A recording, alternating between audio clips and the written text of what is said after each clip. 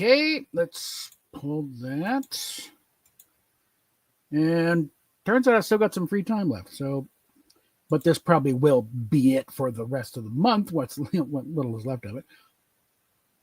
Unless things change for the better in a big way here. And then now this time, hit the share audio system audio button before I do this. Unfortunately, I got to.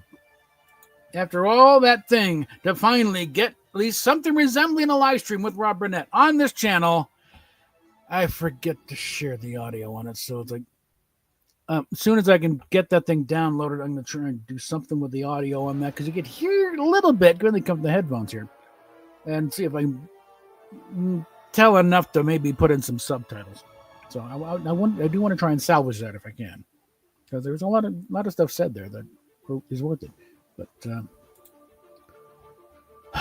that was irritating. I hate when that happens. Live TV, gotta love it.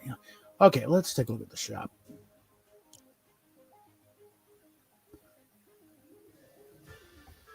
Because the Stranger Things bundle is in. I've got almost everything out of the kitchen. I got mixer and a couple things, and then do a quick sweep and wipe down shit. And then the bathroom's gonna be done tomorrow. That shouldn't take as long because it's a small room and things are there mainly just be bagging shit up. Okay. Like I said, this is the one I'd be more inclined to do. Just because, again, I'm not really any kind of feeling one way or the other for the characters. So, that's what this is all about.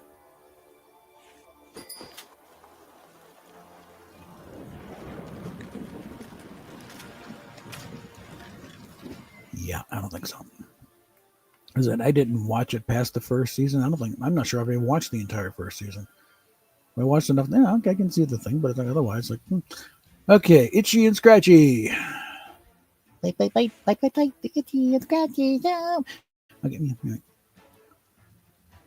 and so Itchy, and then we got and Scratchy is the sidekick here. That's built in.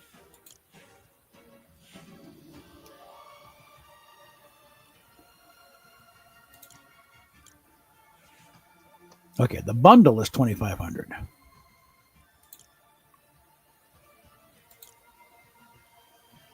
And what do you get?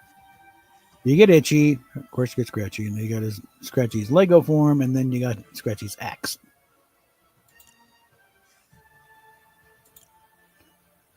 And the description of violence is fun. All right. And still got Lisa. And Lisa's Essentials, her school books, and Malibu Stacy. And then we got this here. God. All right. Oh, Beach Jewels. And then Jason's back. And then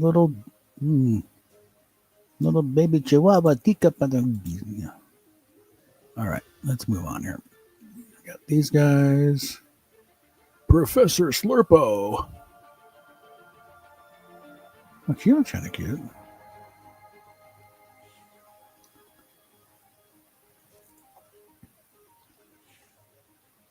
And all these guys. Okay, then we got Return of Jason Voorhees. And that, and F1 package. F1 race in Vegas, right now. So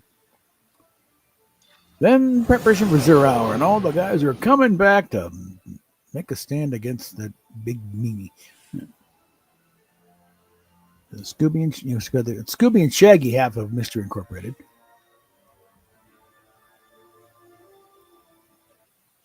Tempting, but no.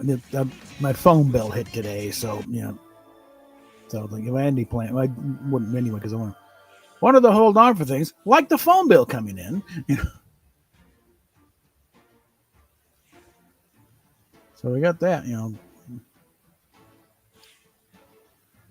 we got Morty and Summer and these things. I get all the victory vibes. Then these guys. Yeah, what is the point of this skin? That's not.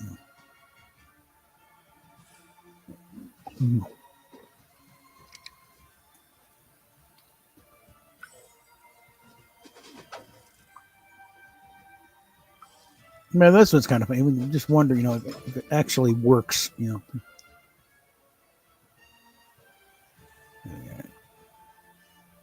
got beach jewels. You got our New York detective here. Sort of. It's almost a New York badge. But she's got her gun, got her shield. Okay. Nope, we don't want to get bopped or anything. All right, then we got the McLaren is back.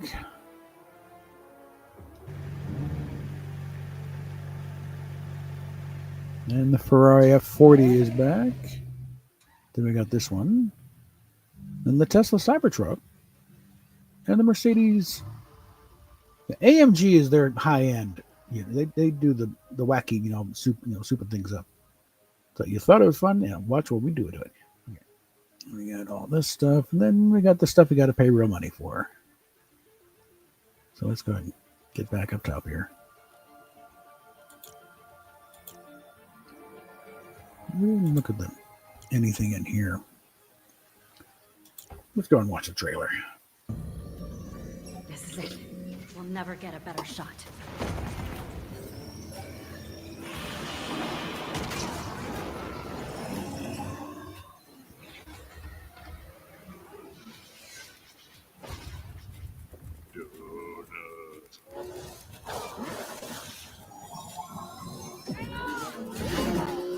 Now, question, is that Uma Thurman's voice? I think it is. It sounds kind of like her. And we got that. And then we got this and this. And what's this one about?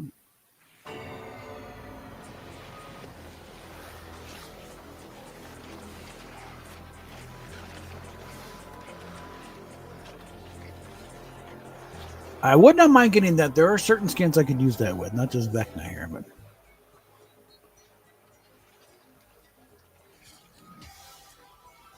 Doctor Strange would work good with that. Magneto would work, but any of the magic using characters would work good with that. Okay, so let's just go ahead and let's check the quests out. Yeah, now we're just grinding because we've done the battle pass. So let's just see what we got here. Oh, am I an OG? I'm an OG. Okay, that's fine. That's right. We're doing something different here.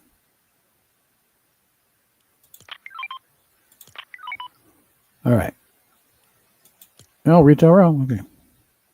Actually, I want to hit the water tower. And let's just go ahead and go for it here.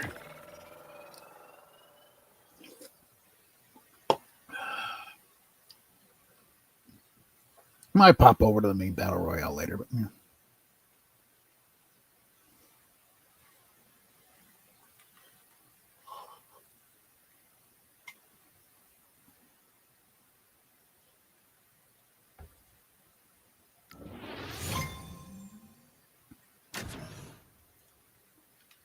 Alrighty. What is that?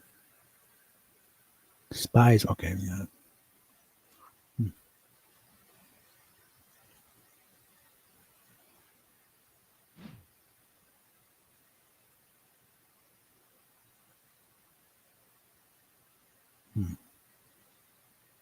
Okay, I don't think I noticed that before, but all right.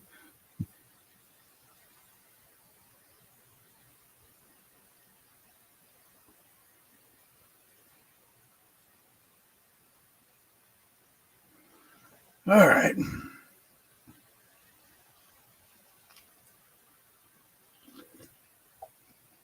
And I'm trying to up the thing a little bit with, trying to, with indie thinking she's got double D.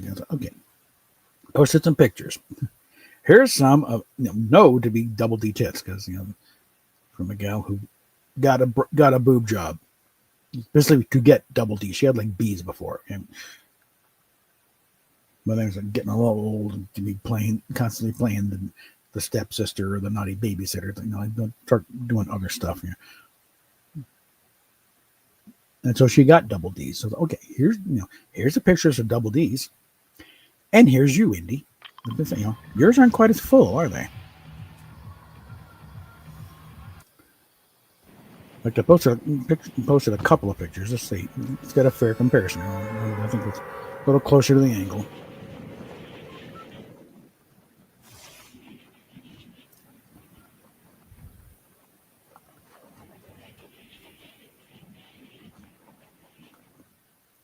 So it's kind of like if it helps a little bit, and you're not cursed with double D tits, okay?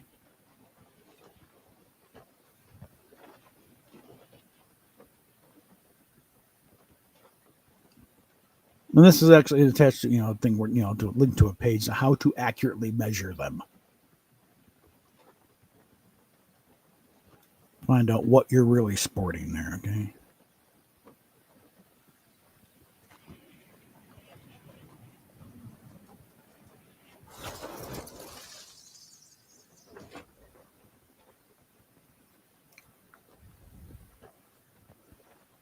And also kind of go and think of like, if you're wrong about this, then these are other things you're probably wrong about.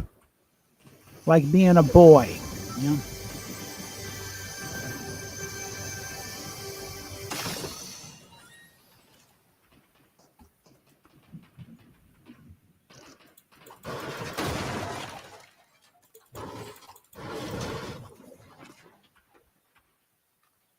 All right, let's focus on the game here.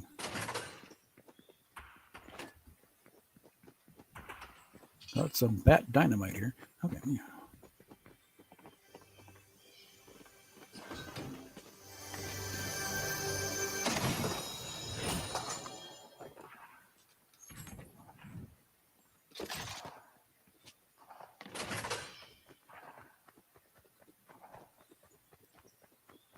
Bat dynamite and a bat grenade. Oh, there we go. That.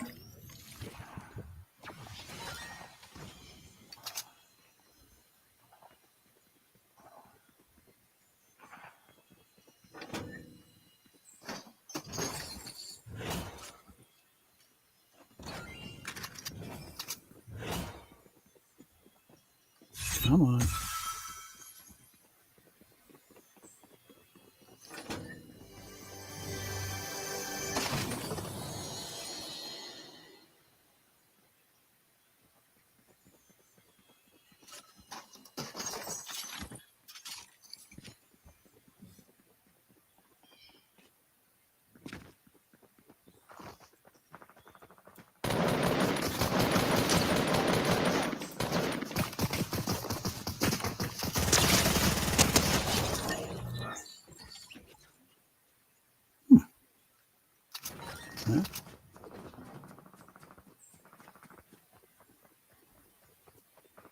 Looks like they're coming this way.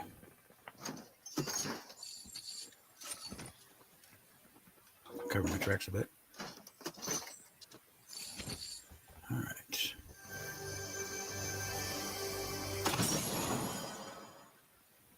Thankful the windows are boarded up.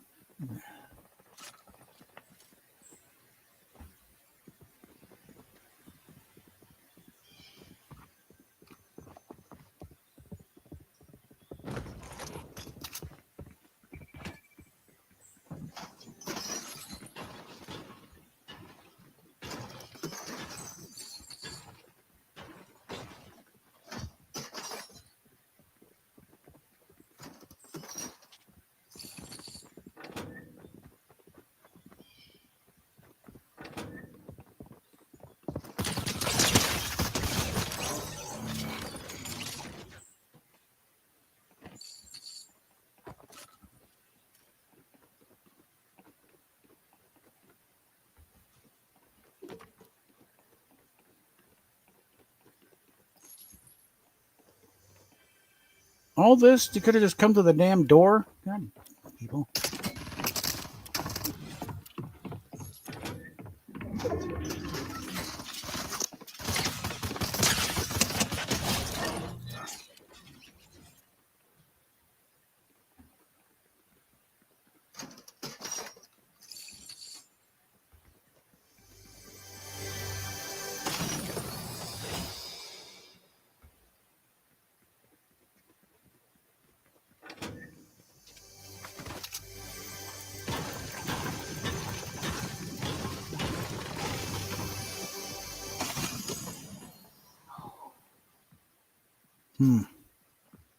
No, I actually kind of like the machine gun I got.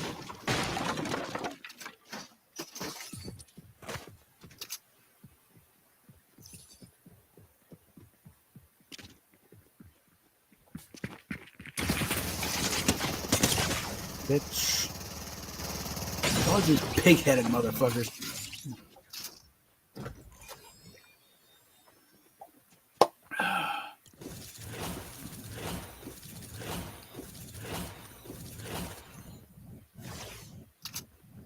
Okay, let's get back to the Fnatter, see what we got.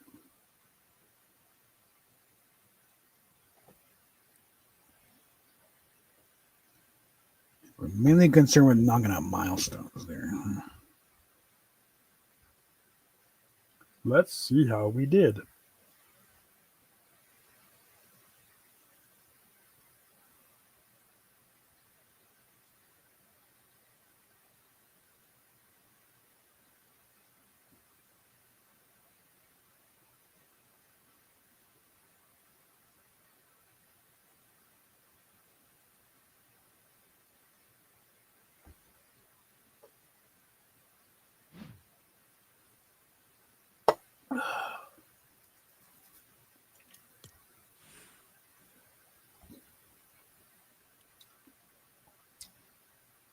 No, and I specifically, picked the model. The comparison. She's about the same size as Indy. So if it, but well, she's like used at Amazon. No, she's about the same size, same height wise. Not dissimilar build. Okay, what do we got here? Okay.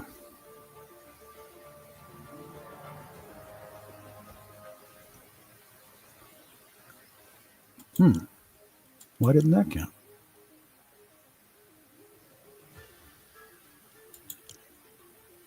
Okay, let's look at the dailies again. Land from the bus at Honda Desirito Road. Okay. Let's see what we're closest to. And search supply drop. Let's just get in there.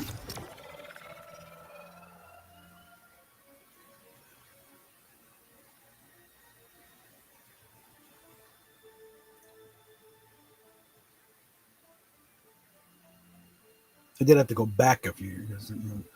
Currently,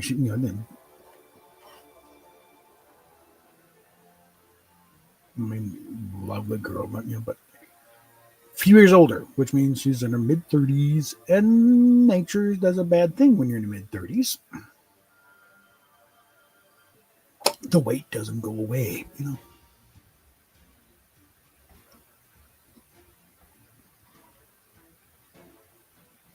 So I had to try and find some video, or couldn't find it, very good pictures. There are not many stills, but I had to find some video of around the time she got the boob job, but before before she started putting on some pounds. A little tricky, and also trying to find something solo. Just her kids.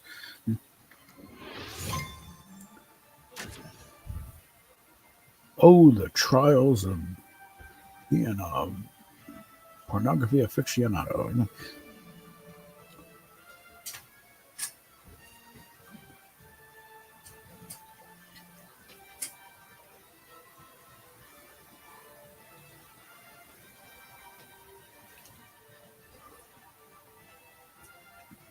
I kind of wonder if being so scarce when I was a kid helped avoid the pitfalls of going totally bug fucking nuts over it.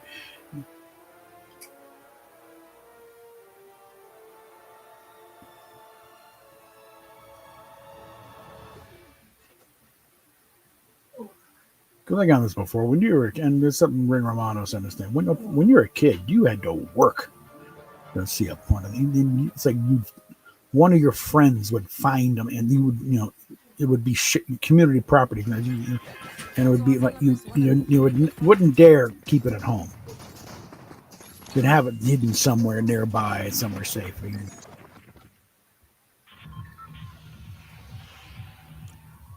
Right, and where are we? Hunter Hills is closest.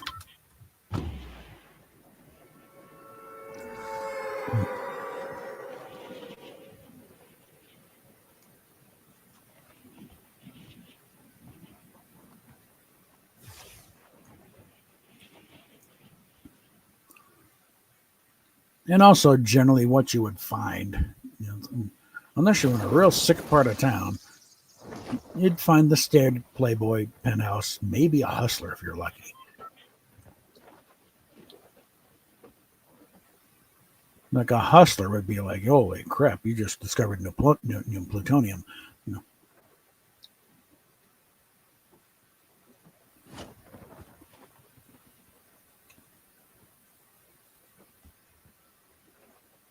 Something more hard. And this is back when hustler really wasn't that. It was a little sleazy, but it wasn't really hardcore, like it is.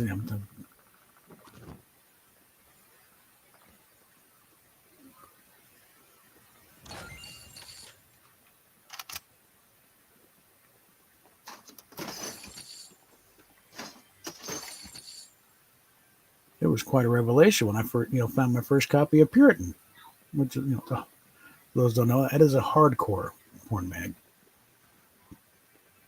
I mean, full penetration comes out the whole 9 years. So I thought, wow. I mean, I had seen some movies by then, so it wasn't a total shocker. But I didn't even put this in a magazine. And I can, to this day, I can take you to the spot where I found it. That's the sort of thing.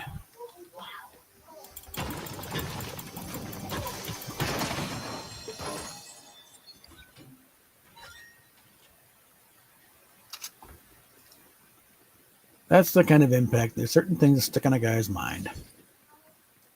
Where you find money and where you find porn. Those are things you remember. I can remember, found a $50 bill one time laying on the floor at Toys R Us while I was on lunch break. Anyway, the building's still there, but I was just not a Toys R Us anymore. I think it's a golf thing, but I can probably still take the same spot. Yeah, we're right here. I found that 50.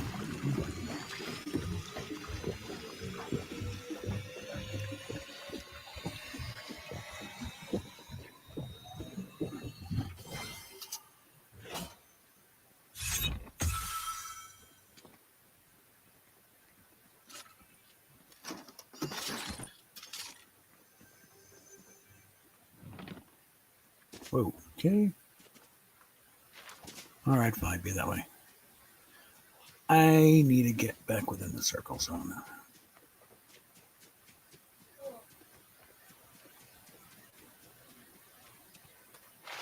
All right, fine, let's skid. And I'm going the wrong direction anyway.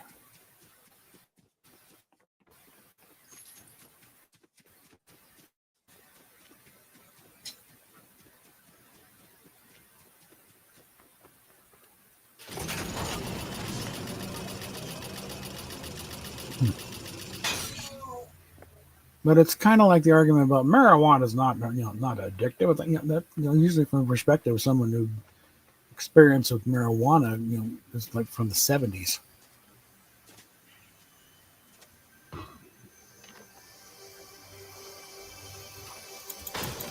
Because marijuana in the 70s is a far cry from the marijuana cranking out today. Because stuff nowadays, strength-wise, is closer to hashish. And at that levels, actually, yeah, it can get physically addictive. remember before. Now, the problem with marijuana is it's a psychological addiction, but you don't really get physically addicted with the current stuff. Yeah, you can.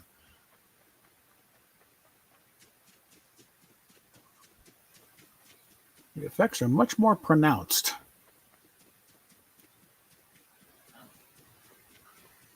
And also, just we know the effects better than we do because, like, bring back to India, it's like it fucks with your hormones. Something you didn't quite know necessarily before. Now it's like, yeah, and I saw the man was talking about your testosterone load, but like no reason it wouldn't screw with everybody else too.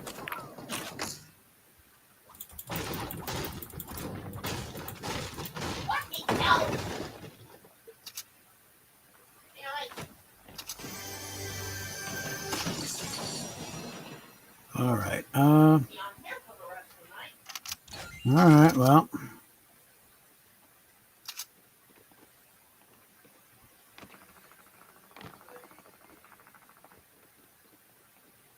What?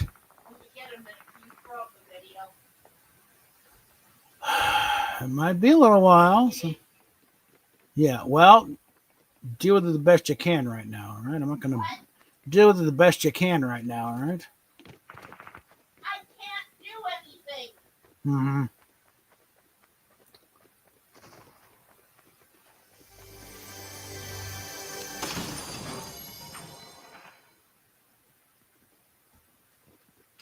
What the hell?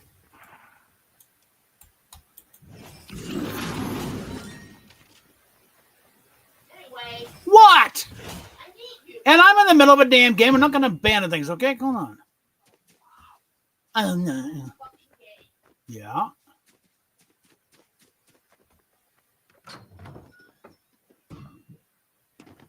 Let me get to something resembling a place where I might be able to hide out a bit. Hold on.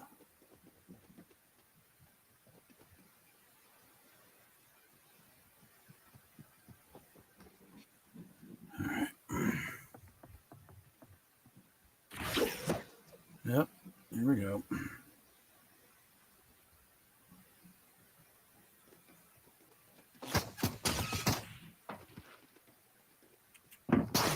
Motherfucker.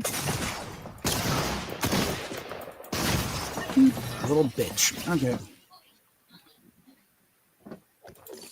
Hold on.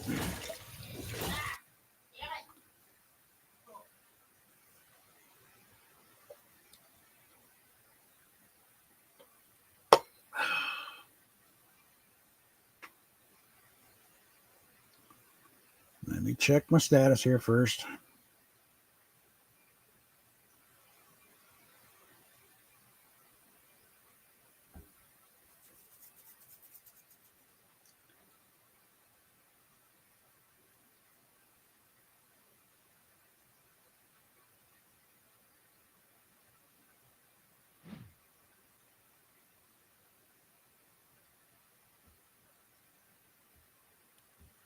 Okay, let's check the numbers. About to level up again. And retail row. Okay. They didn't count either one? What the fuck?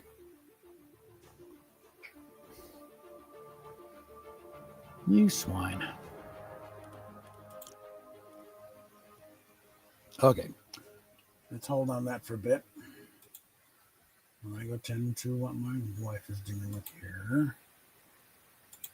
So let's pull up a nice video.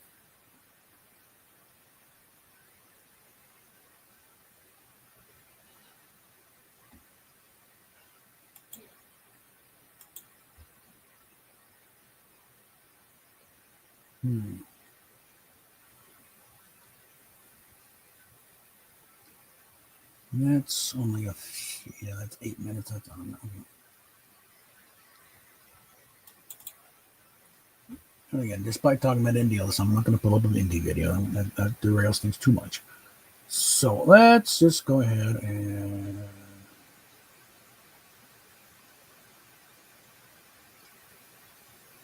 I want to find something at least a half an hour here.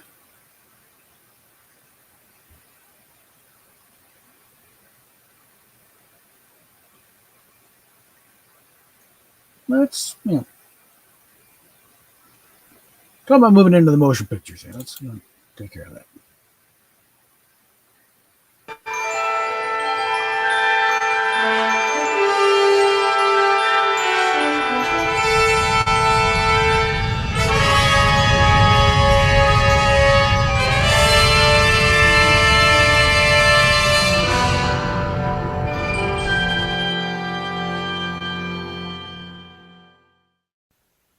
All right.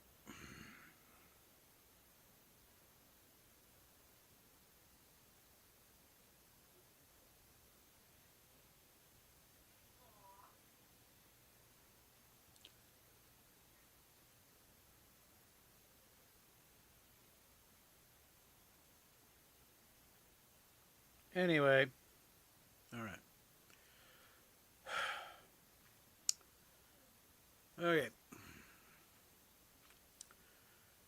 Friday, December 7th, 1979. A date which will live certainly in my memory. I was in high school. I was in high school. I was in my geometry class, but before lunch, and I suddenly get notice I have to go to the front office for some reason. It's the usual thing of the way I was kind of kid I was. What did I do? What's up this time? And so my dad was there. So I get up there and he ushers me out and I wonder what's going on. And it's like, we're going to see Star Trek Motion Picture. Now, yeah, it is coming. It was coming out. I know I've been following the stuff in Starlog, following the progress of the film, and then going back and forth between TV, movie, and a whole bunch of film, TV, movie, small series, the whole Phase 2 nonsense. And I knew we were going to see it eventually, but I didn't expect my dad to take me out of school to go see it. So basically, it is a memory I cherish. Okay,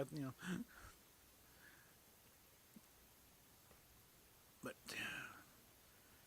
movie came out, and then December 7th, they were locked into that date. And sort of why they had it. Paramount apparently they had done a thing where it's like they had guaranteed that it would come out on that date and be within a certain time limit of how long it would be. And if they didn't deliver, if they couldn't delay it, if they did, they'd be sued out the ass. So they had to. So even though all the production delays in making that film have been well documented, that's why I'm not going into much of it now. But it's like, again, they started filming, they didn't have a third act, and the debacle with Robert Abel and Associates, effects. I think pretty much as far as industry wise, last minute bringing in Doug Trumbull. And he did, it's like, we can't do it. All you can get John Dykstra. Say, yeah, we're double teaming. They literally worked around the clock doing effect shot. And they were printing these things as fast as humanly possible. There's this shot of the soundstage at MGM they rented just to have these things in film cans. Because back in the day, it was still regular, real film. And it would show up in a great big, gigantic, octagonal can. About yay thick and yay big, which is, all basically 4 reels, or how many reels it was for the movie. And as soon as the reel was done, it would drop it in the can. As soon as the can was full, it'd be rushed to a waiting airplane to fly it out. This is the 70s. This is kind of the old. Normally, it's not quite this hectic. The copy that Robert Weiss took to the premiere in Washington D.C. was still wet. It had just come out of the printer again, and he carried it under his arm to Washington D.C. And this was a rough cut. The whole thing about the theatrical version. No, this was a rough cut. It was the only movie that Bob Weiss was not able to do a test screening for first, and that irritated him for years. That's why he really didn't do any interviews. It just bugged him. He didn't want to talk about it because it was a big sore spot in his career. And this is the guy who was the editor on Citizen Kane, the director of the Sound of Music and West Side Story, The Andromeda Strain, and Day the Earth Stood Still. This was and part of the thing is his contract guaranteed final cut. That's another thing that bugged the hell because he was not given final cut till a long time later. Get to that eventually. In fact, I think I'll cover the DVD stuff toward the end of this because it kind of branches a little bit. So basically, what we had when starting, cause it came out, it won it did boffo box office, as I say. It was one of Paramount's top money makers for the year. So it's like no, it didn't fail. It did very well. It didn't do Star Wars money, but it did pretty good. It did turn a profit, even when they tacked on all the costs for Phase 2. It did turn a profit. But there was a thing. But but why so? Can we go back and fix it now? No, it's already out there. That's the movie. It's going out. It's okay, fine. And so I describe it as such began the longest test screening in motion picture history. Because it didn't get close to the final cut really until just a couple of years, about a year or so ago with the Blu-ray. But we got a proof of concept, let's say. It's an approximation of the final cut with the DVD release in about 2002. But again, that's down the road. So, movie comes out. Big box office. But okay, so there is money to be made, Paramount thinks. Now if we can just make these things cheaper, then we got something. And now there was already the beginnings of the franchise was there. You had the original series, you had the animateds, which granted it's only 22 episodes, but it's okay. There's viability beyond that, which is what started on the thing of how do we exploit this and get more of it. And of course, there was always the merchandising. Even some going back to the original series, there was always the merchandising. It's kind of hit or miss. Because Star Trek was not the easiest show to merchandise. Because it wasn't really a big shoot 'em up type of thing. So and Roddenberry always was a little gun shy as far as marketing goes. That's also why a lot of the marketing stuff he didn't see until after he died. But he didn't want to have kids running around shooting phasers at each other. So that's why when you do have some Star Trek gun, it's stuff that was already out there, and a company like Remco that would just slap a Star Trek name on it. Like this little tracer disc thing, yeah, there was that pre-existed Star Trek and other things too, some kind of space toy thing, and there's perhaps Star Trek on the side. Roddenberry never quite had an idea how to market it, even when some decent ideas. So Lincoln Enterprises would be selling scripts and slides and film, and copies of conceptual drawings, but it's like, where's the phasers? But go along. All right. So one point, okay, they're looking to make a Star Trek 2 because hey, this made a bunch of money. So they start fronting around for who's going to make the next one because it sure as hell ain't going to be Roddenberry. They were blaming him for the overruns and the delays and everything else, and some of the blame was legitimate, but a lot of it, frankly, was at the hands of the studio for jerking everyone around for damn long. Is it a movie? Is it a TV show? Is it a movie? Is it a big movie? A little movie? What?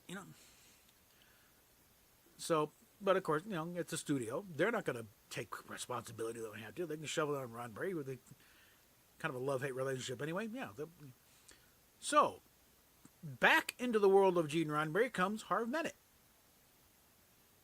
And I say back because back when Roddenberry was, Star Trek hadn't quite sold yet. Or if they did, there was but he was, shooting a lot of pilots. He had a deal with the studio, with Desilu, was to shoot pilots. And hopefully one of them would take. One of them was a Western that did actually sell, but then the deal fell through and they never went through with it. Something called The Long Hunt of April Savage. He liked April as a name. Going to star Robert Lansing. It was a Western. And I think it had sold to ABC. Which is why Harv Bennett, who was working for ABC at the time, was there to find out what's going on. Well, Roddenberry didn't particularly care for this, and he had him thrown off the set. So, fast forward about 15 years or so, because this was this was mid-60s, about 64, 65 or so, and now we're up to 82, 81, 82. So about 15 years. And Harv Bennett, who now has more of a record of producing stuff, mostly television,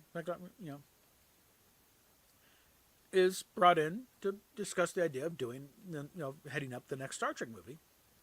Because they're figuring, we got to keep Roddenberry around in some capacity, but sure as hell ain't going to be in charge of anything. And they're asking, okay, you've got experience in doing this type of thing with, and they had already said, we're going to put it to the TV division. They know how to make stuff fast and cheap. Which, of course, also would fit in with Harv Bennett's, because his experience was in television. And they're asking, how would you do this? And one executive just said, make it, another movie. It's like, can you make it for less than $44 million? To which Bennett said, hey, for that much money, I can make you 10 movies. Which was music to their ears. So they, signed him on there. You're now the executive producer of this thing. He described it as being airdropped behind enemy lines, not knowing a word of German. But he's been selected, so he parachutes in, and he's going through his German phrase book on the way down. That's what it felt like to him. But, he got in there. He didn't know much about Star Trek, because then, at the time the show's being produced, he's working on other stuff. He's doing, other series. He's working on networks. They don't have time to watch other stuff. If it's not their job to watch other shows, they're not watching other shows. They're working on their own. You're on a set. The outside world does not exist. Wars could happen. You have no clue what's going on because you're busy working. You're doing, then they're bringing stuff. You're lucky if you see the sunlight. Usually that only happens if you're shooting on location. You're on a soundstage, 7, 8, 12 hours. You get in there like 4 a.m. You're leaving, well after dark. So by the time you get home, maybe you catch the 11 o'clock news if you're in LA. But most likely you're going to bed early because you're going to get back up at 4 a.m. and you got the 10 pages of dialogue or whatever. And so no, would not be a big surprise that Bennett did not see anything of Star Trek because he was busy at the time. But he screened all 79 episodes as part. Okay, show me what we got here. Well, I don't know if they did anything with the animated. It's probably not. Just the live action. And Space Seed leapt out at him. Okay, now they're sitting there. What would happen when we go back? Well, let's go back. Let's find out what happened. And started building from there. And then for a director, they're not going to get another Robert Weiss. He sure as hell didn't want to come back after the aggravation. No, because one of his conditions was, no, let me finish the first one first before we start going another one. So we got Nicholas Meyer, who at this point had done one movie. It was that TV movie, the day after, about nuclear holocaust. But he had also written a Sherlock Holmes story, The 7% Solution. Huge Holmes fan. Curtis Armstrong talking about auditioning for him, and the fact that he had Baker Street Irregular on his resume, because he's that got in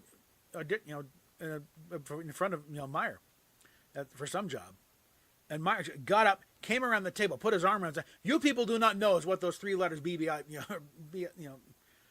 what the BS mean. It was like an instant bonding moment that he was a fellow Sherlock Holmes fan."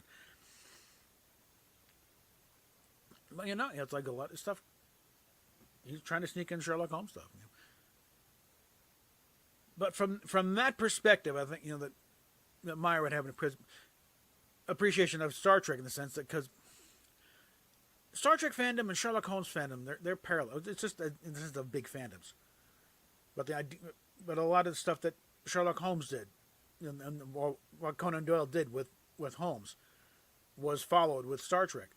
The idea of a canon, an established official canon of what stories count, because Holmes also a lot of fan fiction, a lot of crazy fans.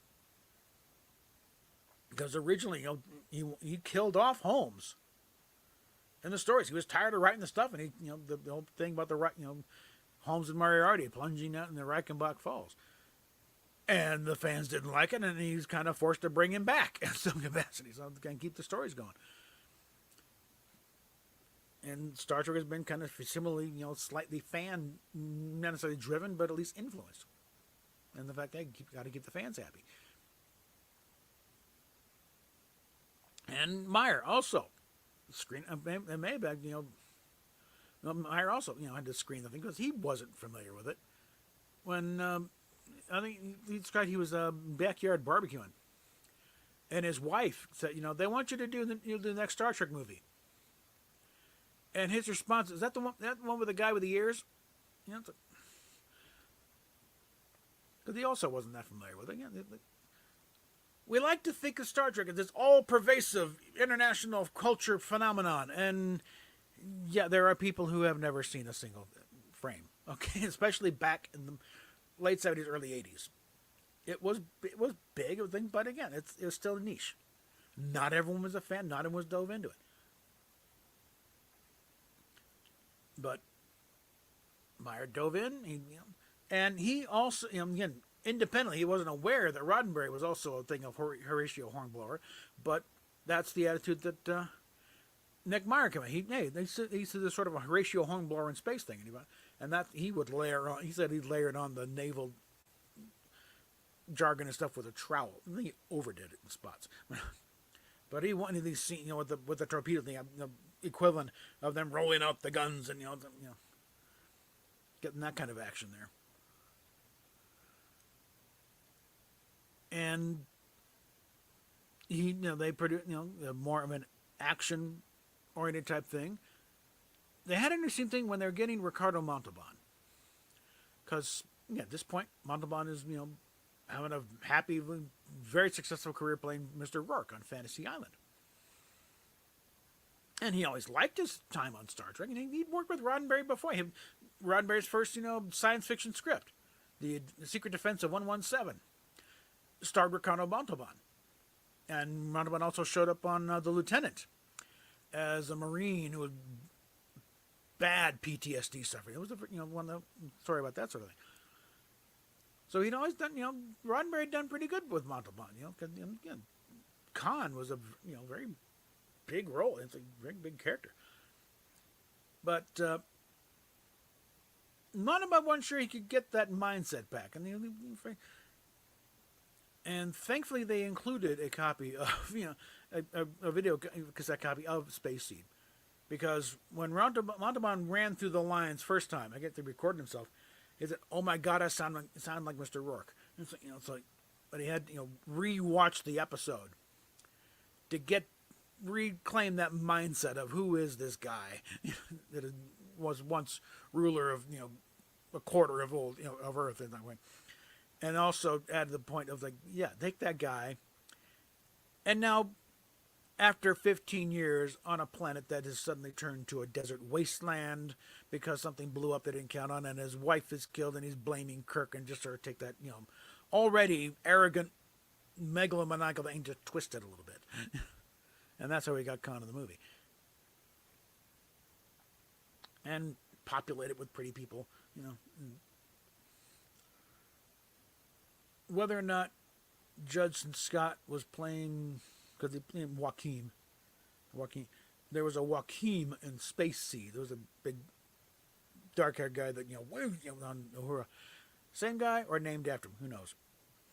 Could be, that's for all we know, these genetically enhanced people also, mature faster. So he could be like maybe 12, and just grew up. But who knows? But they had, they put it together and had to be. I'm still ambivalent about the uniforms, because that's again with Meyer going nuts with the naval stuff and getting the big thing. Like Roddenberry said, it looked like a student prince, recital. So I think they should let's tone this down a bit, because it's not consistent with the other uniforms. So I try and keep some kind of through line, but of course that didn't happen. So Wrath of Khan comes up, and it's also part of it. Spock's death there wasn't so much so, that wasn't the condition of Nimoy returning. But it was an enticement to make him a little more excited about it. And so, and they saw, whoever the writer was, Jack Sowers, I think it was. And he, talking to Nimoy, and said, "How'd you like to do a terrific death scene?" It's like, "Oh, really?" But it was never a condition of him doing the movie. And he, again, he always liked the character of Spock. It's always been a, great character to dig your teeth into and do some stuff. But it did hinder his career somewhat. He kept working. He would get, got a stage stuff. It wasn't like the rest of the cast where they're stuck doing conventions all the damn time because nobody will hire them. And there really was the case in a lot of games. These guys really couldn't get work for the longest time. All they could really do was conventions. D. Kelly, I think for the most part, had largely retired, but he was able to do conventions for him. And he said in the Tomorrow Show he was getting a little tired of doing this stuff. He was getting a little old. But the ones that this was their income for a while, doing conventions. So again, part of the thing with why they stopped doing the movies after a while was the cast was getting expensive. They were getting theirs back. The studio had been making all kinds of money off of their asses since the show ended, and the residual payments ran out sometime in the early 70s. Because the contract at the time was they would get repaid, they'd get a check up until the 5th time an episode was rerun. And again, as many times as those shows got rerun, it's like those ran out very quickly. So it's like they, like Jimmy Doohan said, in it was like 78, they hadn't seen a check for like 8 years. So within a year or so of the show wrapping up, it's like the residuals were gone because the stations gobbled it up and those were gone. So when they to sign everyone back up, they had to pay them. And they got paid quite nicely.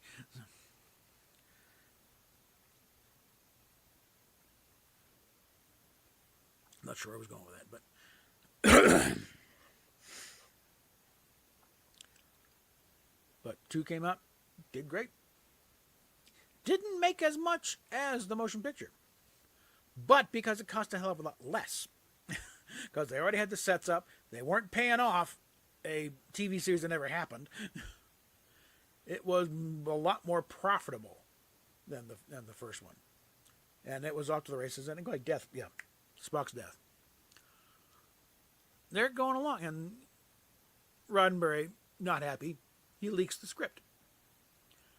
And as expected, as planned, fandom went nuts. There was a full-page ad in Variety taken up by some fans, saying that if they go through with killing off Spock, they will lose such an amount of money. The fans will go nuts to it. And this kind of spooked them a little bit, but that's where a lot of the simulator scene in the beginning of the movie, where everyone is killed around them, and Savik's left by herself. So they figure, okay, this is a good fake out. Because you see Spock go down, that's what they're talking about. All right.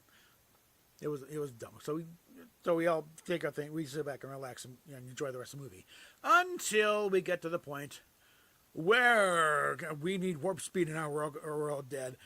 Spock get up into the turbo lift, like, oh crap, now it's happening. Now it's going to happen for real. It's like, holy crap. And so we get that last scene, in the thing, and then Spock actually dies. Originally, torpedo gets fired off in them, and they go off. And the initial test screenings, this time they had test screenings. And people, the fan, the audience reaction was good, but people were leaving that film like it was a funeral. There was no hope for it. It's like Spock is dead. Like there's no enthusiasm. They didn't want to go see this again. And Harv Bennett said that we need to do something here, or this franchise dies with this film. We got to give these guys some hope to make them come back, to see this thing more than once, but also to come see the next one. So behind Nick Meyer's back, which it still irritates him that they did it, because he felt it was fine the way it was. They filmed the scene with Spock's photon tube amongst the greenery to at least give a hope. Hey, might not be done yet. It's soft landed. He may not be dead yet. Yeah. And of course the log entry: if Genesis is life from lifelessness, I must come back here. But leading up to that, they also, while they're getting ready to film the scene, Spock, basically goes into hotwire the warp drive. And he had to have worked this out with the director, with Meyer beforehand. It's like, I'm going to do this. And then told D. Kelly, like, look, before I go in, I'm going to lay this mind meld on you and say something like remember or whatever, and just go with it. And D. Kelly looks like, you're coming back, aren't you, you son of a bitch? So they planted this. We'll figure out what it means later, but this is something. So it was not a thing. It's like, no, it wasn't. I mean, it's known that we're gonna kill off Spock on this, and you have a great little death scene. Everyone will cry, and we'll have a good scene. But again, they already figured. They already figured by that point. Yeah, we're gonna bring him back at some point. But again, the test screenings are going, and it's like there's no indication they're going. Because they'll look like when they shoot it off, probably no. It's like they shot him off, and it's like that would have burned up in the atmosphere.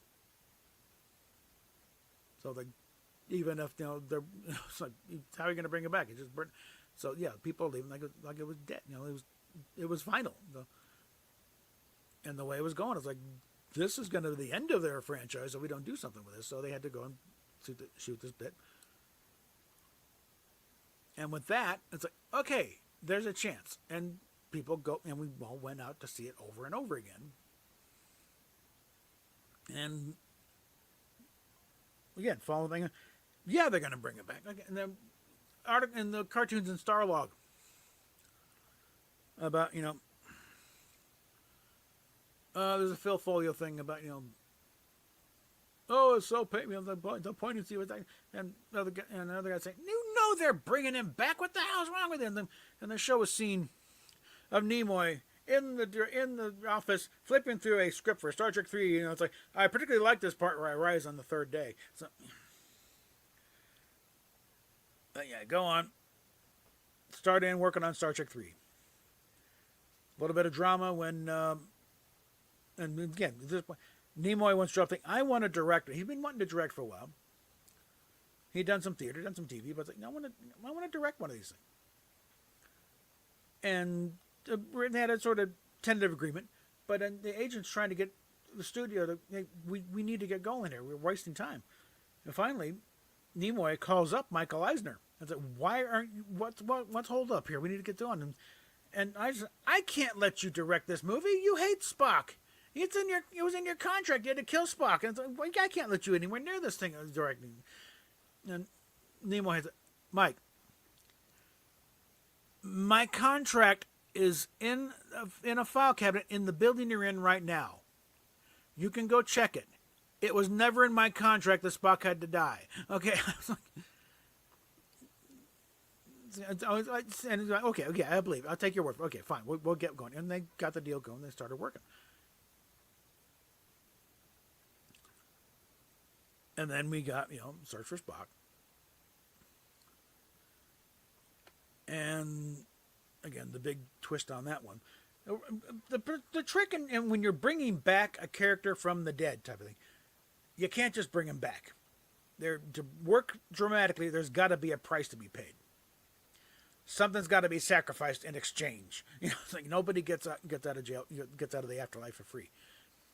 And in the case of Star Trek 3, the cost of bringing back Spock was essentially David and the Enterprise. That's why it works as it is. It wasn't just, oh, Spock, you're fine. Here, dust you off here. No, it's like there had to be a price to be paid. You got to pay the piper. But that was the big twist on there was the destruction of the Enterprise. And they were, going to make sure they kept that thing guardedly secret. Of course, I don't know if Roddenberry leaked it or tried to, but if he did, I don't think anybody believed him. But the big thing was when those trailers came out. Ad people are very strange. They don't really understand when you want to keep a big twist a surprise. They're putting a trailer. We have the most exciting the exciting parts of the film that entice people in, and they show the Enterprise blowing up with the announcers and witness the final voyage of the Starship Enterprise. Nimoy was ready to string them up by their own intestines. You just blew our big surprise in the movie. Like, well, yeah, it's exciting, but no, didn't want that to get out, you idiots. And of course, the fans go nuts. Because even Nimoy didn't quite understand the reaction, though, because, it's a ship. It's like, no.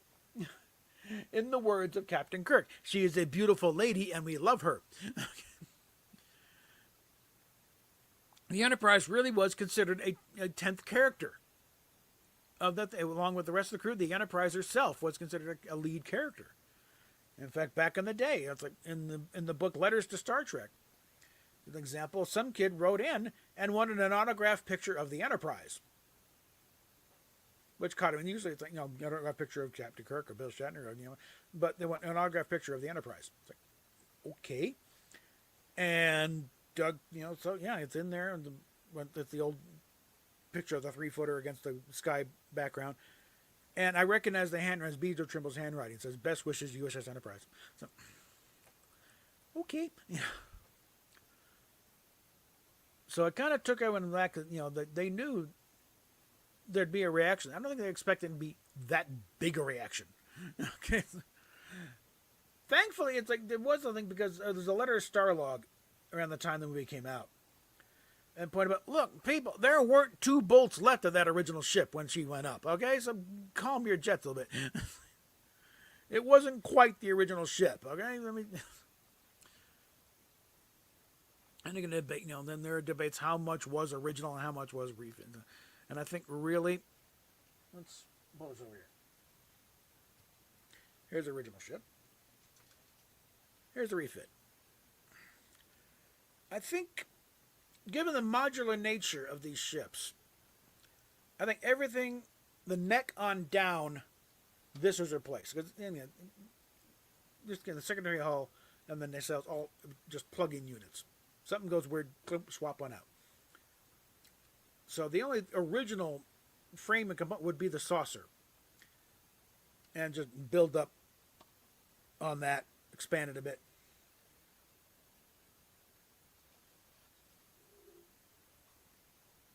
And that kind of modifies a bit of, the original ship was, well, not really. It was, the original saucer blew up and it took the refit that came with it. But, that was it as far as the original go. But you had, but the idea was like, we just need to get another ship now. It's like, well, it's not just another ship. But yeah, you got your crew back.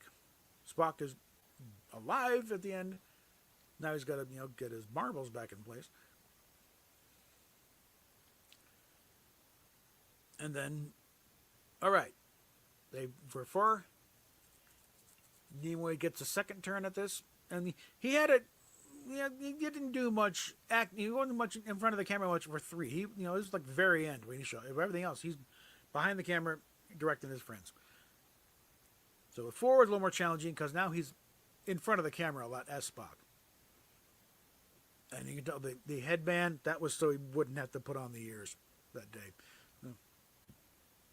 I think if you look for it, there's no points under that wrap.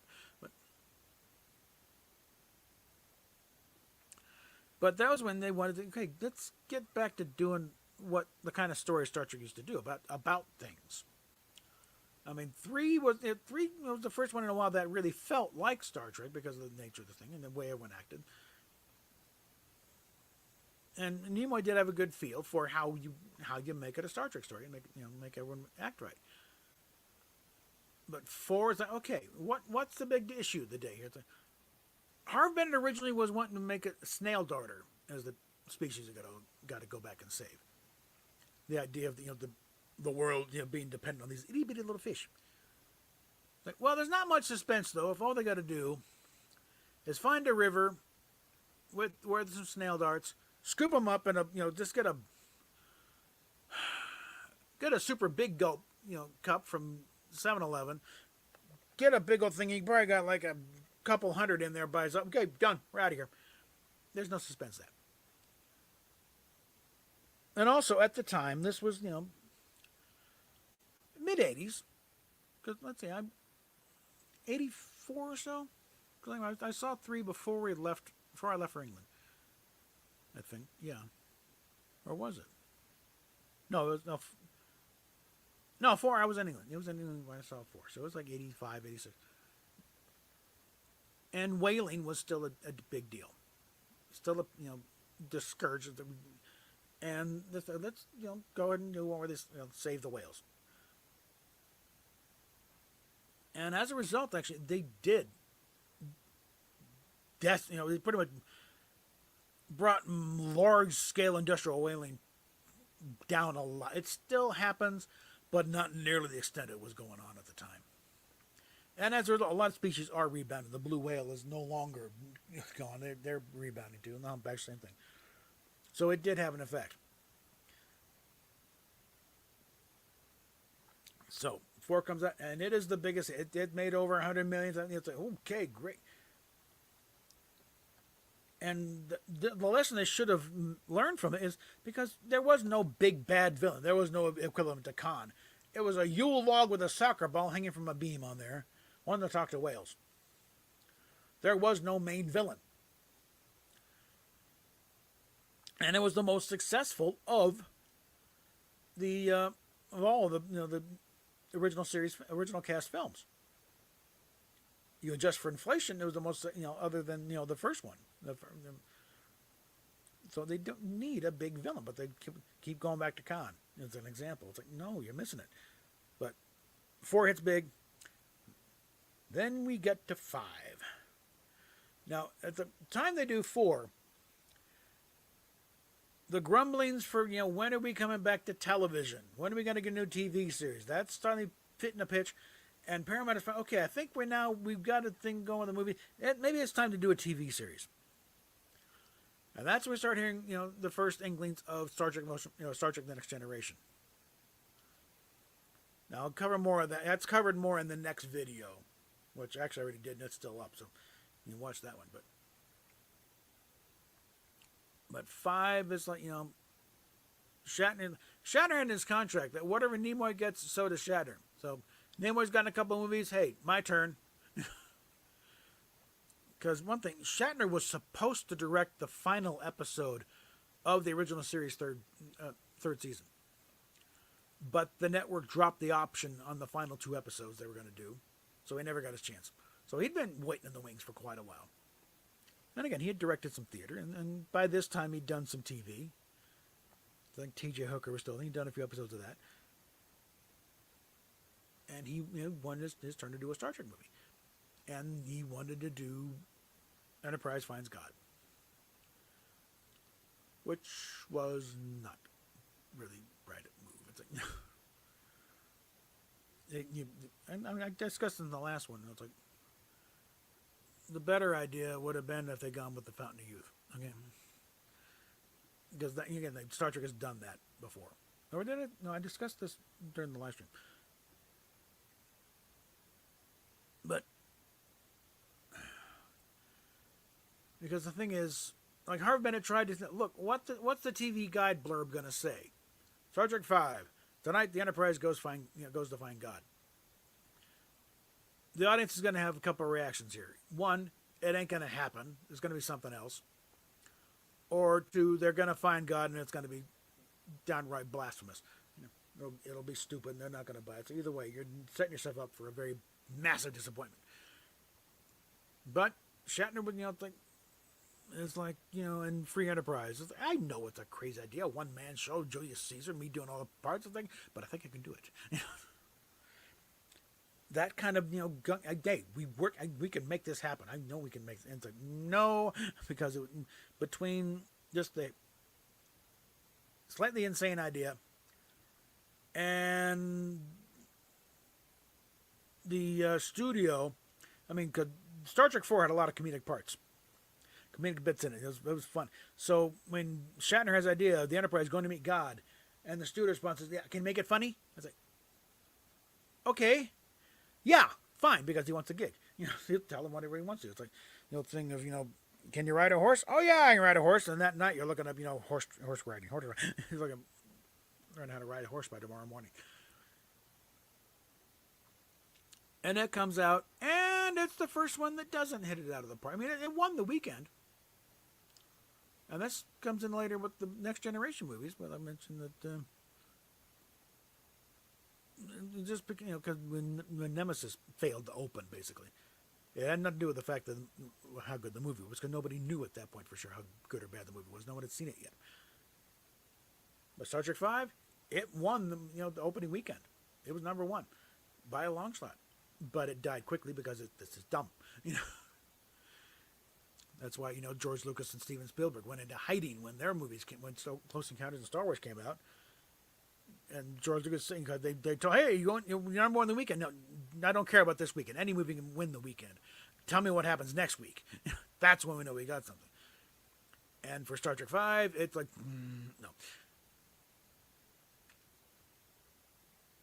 So that put a damper on things for a while. And that is that's when the odd number curse reared its ugly head. Nobody had talked about that before. About every odd number movie being dumb and stupid and only the even ones working. And which isn't quite true, because one was it dragged a bit because it wasn't really finished. 2, they corrected, and a big. 3, the only problem with that one is it was a little short. It was about 90 minutes. It was very quick and went by, And 4, they got more to do. They do stuff. This also makes it very hard to merchandise these movies, because each one is kind of, and their marketing is kind of like, well, what happened in the last movie? Okay, we'll try that, but it overlapped, and they never hit the peak right.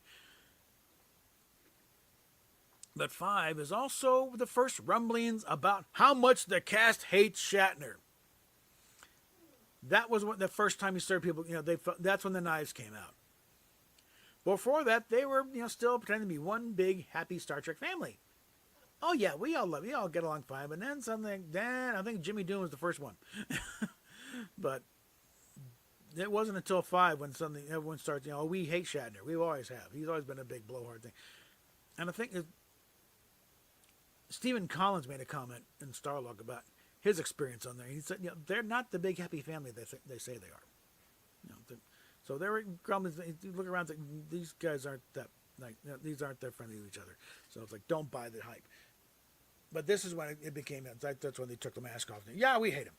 I think they're between that and also, I think a large part was an element that Shatner touched on in a one-on-one discussion he had with Nimoy years later, in the thing called Mind Meld. Very good. Where they're sitting in Nimoy's backyard just talking. And Shatner's his theory is like, what made the difference is the conventions. Because the other guys, they're having to do the conventions all the damn time to make a living. And they're having fans. I love you, you're my favorite. Just fill in the blank of which one. It wouldn't matter if it's Grace Lee Whitney. Oh, you're my favorite. Sulu, you should have been the captain. Oh, Chekhov, why didn't you know them? The only one that kept the level head about it was Walter Koenig. The rest of them, I think, I got to their heads about. Yeah, I should have had more. That bastard Shatner was stealing my lines all the damn time. The reality was nobody was really stealing them. They were cutting lines because we ain't got time for this fluff. We're trying to get a story done, and either we cut it now, or they're going to cut it in editing. So, there is a lot of deleted stuff here. Where in the Corbett maneuver, Sulu's talking about, we're trying to be all already. They cut it. Shatner had nothing to do with that. He wasn't in the editing bay. That was when they were editing the thing and putting it together. But there was a lot of, where the main culprits were Bill Shatner, Leonard Nimoy, and D. Kelly. Where they are essentially rewriting the script on the set, Right, and we don't need that. And in fact, that's more of this is more of a Spock line than and they start shifting the lines around and holding things up and pissing everybody off. And Roddenberry finally had to do the letter, where he just reams them all out for pulling weight they weren't supposed to have. Look, I'm the executive producer here. We're losing Gene Kuhn, and partially because of you pulling this shit. Knock it the hell off. It's like, so that, and that sort of thing. So there had been stuff brewing in the background for a long time. But this is when, now they felt, safe to come out and start bashing on Shatner. And, to be fair to Shatner, he wasn't doing it to be mean. He was thinking of the work. He's like, what can we do to make this better? What can we do to get this, make it, keep it moving, keep it, and it kind of forgot about, you're cutting somebody's line here, Bill. Okay. Nichelle would pipe up once, hey, goddamn it, Bill, that's my line. This is my chance to say something. So, but a lot of them, it's like they were, they didn't do anything. In fact, during this period, during one of the earlier the Trek cruises, before they got all official, and it was just some company doing Star Trek conventions at sea. And there was a panel discussion going on, and Majel Barrett's up there and a few others, and Walter Koenig, who was really there to recover from a heart attack. He's just don't push me. And he's up there, and they're starting in on the bash Shatner time. And Majel's having a ball. Talking about Shatner, didn't he's up there, and turns to Walter Koenig. And said, well, Walter, you were there. What do you think? And he just started, look, even if everything you say is true, we didn't say anything about it then, so we're really not in a position to say anything about it now. And just sat back. The crowd goes nuts, because I think a lot of them are saying, you're being kind of, and so, yeah! And then Major will kind of sit there with her jaw on her lap, and it's like, because again, well, yeah, this is something that Shatner and Koenig had out on Shatner's raw nerve when it came to the show. And so, yeah, there were some things that irritated the hell out of me. And yeah, and a few times the show, Shatner, knock it off. Okay, whack him, because a lot of it was, no, Shatner was not being mean, he was being a little thoughtless. He's thinking, this doesn't need to be in there, and then kind of forget, there's other people involved here, Bill, it's not all you. Okay. But Star Trek 5, and also, again, at the time of Star Trek 5, Next Generation has now been running for a few years. And Roddenberry is now in a position to say something. He's not just the executive consultant. He's now the executive producer of Star Trek Next Generation. And the grand poobah of all that is Star Trek, at least in the eyes of the audience. So that one, particularly with the storyline of Sybok and Sarek having been married to a Vulcan princess, that got Roddenberry to say that one's apocryphal. That was the first official thing that, no, that's not fully canon. Like, now, I reconcile it as saying that what we witnessed was a drunken ghost story told around the campfire.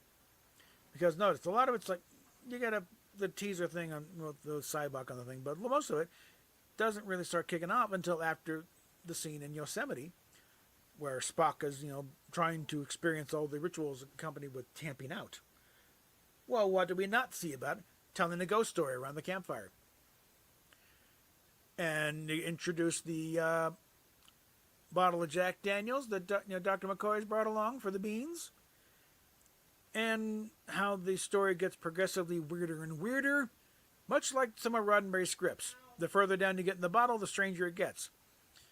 And so we get, if you just imagine a drunken commentary running along the rest of the movie.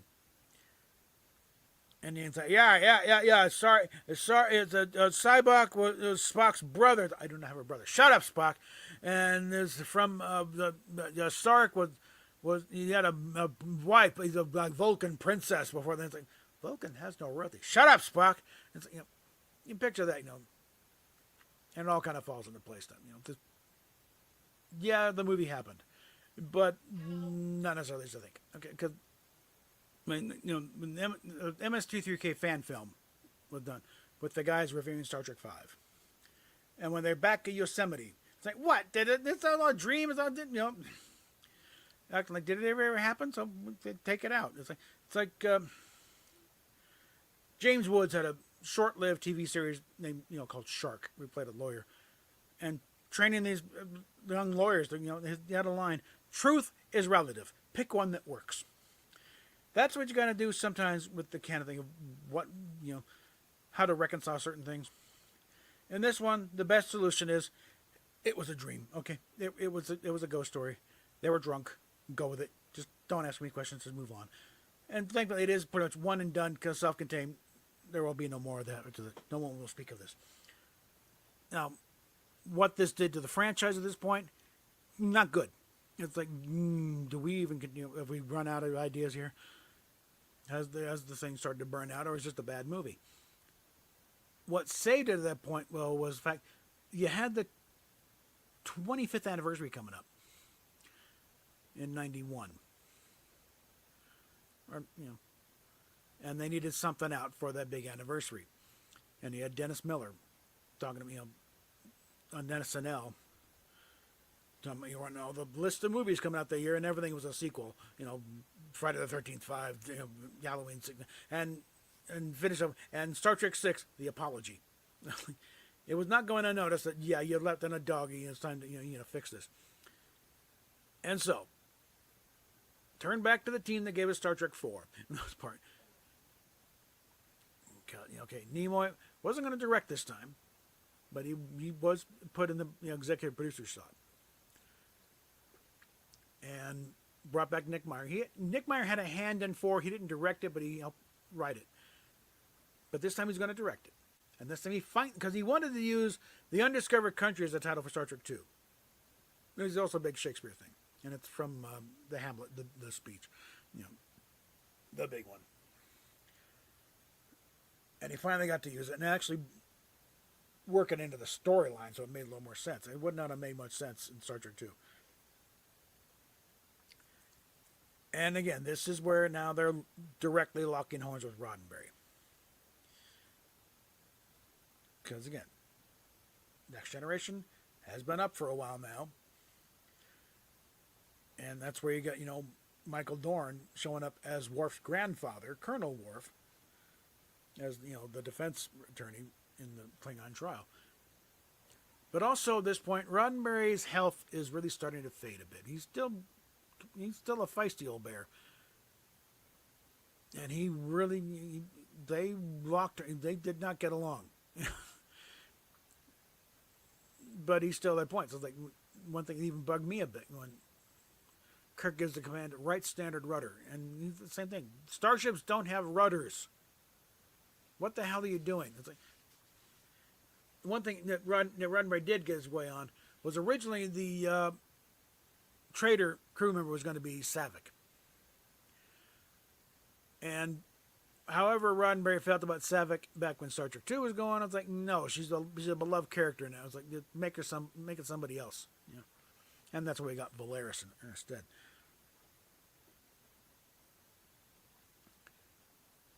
But it wasn't, Roddenberry didn't think very well of, the way as bigoted as Kirk was. No, that's not the character we wrote.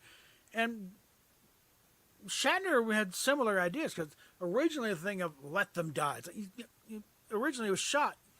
What am I doing? No, you kind of shake it. No, that wasn't. No, forget what I just said. But they cut it and let it stand. And Shatner felt a little betrayed at that one, because it did make Kirk look like a raving bigot. I mean, and again, then the final cut, it's understandable, because what was the last big experience Kirk had with the Klingons? They killed his son. They was just starting to get to know, and these things can turn, it's like he never really liked the Klingons, but it could turn into like, I hate them now. So it makes sense, but it's like, no, it's like, no. But Meyer would do that sort of thing. He had with Shatner, because Shatner liked to act, and Meyer would do, because when he in Star Trek 2, when he's trying to when Khan is demanding all files and the material regarding Genesis, and the line is "Here it comes," Shatner would kept playing the "Here it comes." He just say it. So after he said "Here it comes," and that was like after 15, 20 takes just to wear him down to get him to stop acting and just say the line. Less Olivier, a little more James Dean. That thing. Force him to be a little more method. A little just be in the moment. Don't try and play it up. And so, but Roddenberry's like he was, I think he was probably half blind at that one. So he meant when they finally screened it for him, he may not have really seen it very well. I don't know how much was happening when they were arguing about it. He'd go in a series of strokes. So yeah, by the time they finally ran, he did see the final cut. And it was at a party, and they were sitting around the pool, and he was in his wheelchair. And so, what do you think of the last movie? He said, So he got his way on some things, other things that didn't. And actually, the reaction after the movie came out, it's like from the producers that actually Roddenberry was right on a few points.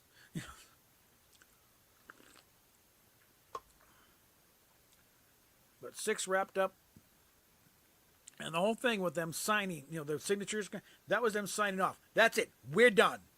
We're signing off on it. Thanks for the ride. It's been fun.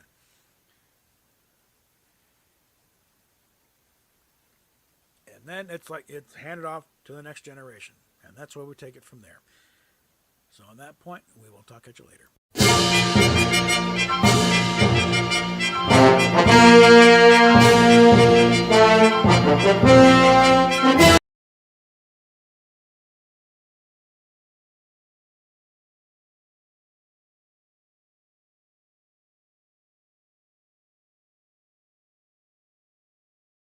I keep forgetting to unmute the mic. Okay, yeah, so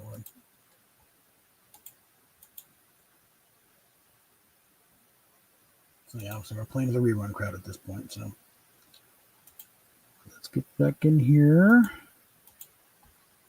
All right. So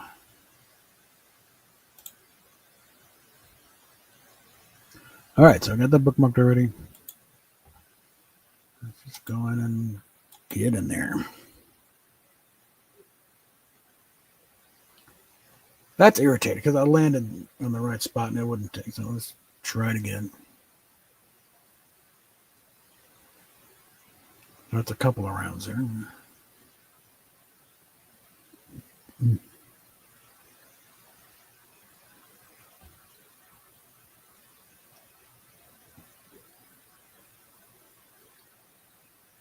No, I can figure it's Haunted Hill because I think it's something like similar where it's supposed to get there and it didn't count. Because well, what the hell am I supposed to do? I think where you land on the grounds instead of up in the tower. We shall see.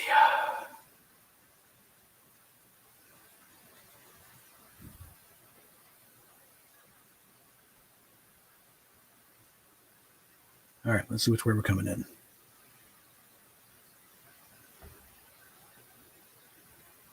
Hopefully we'll get Spawn Island so I can get a little warning.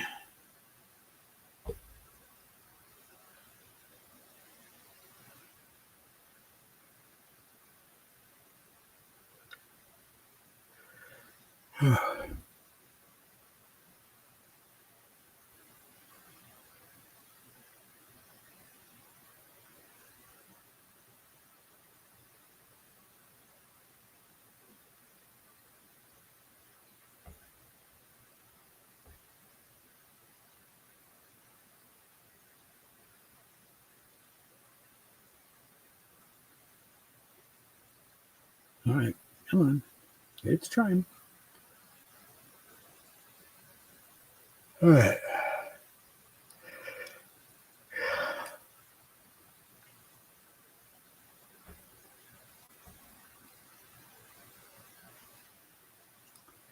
I don't think we're going to see the island. Nope, we are. Okay. Nope, barely.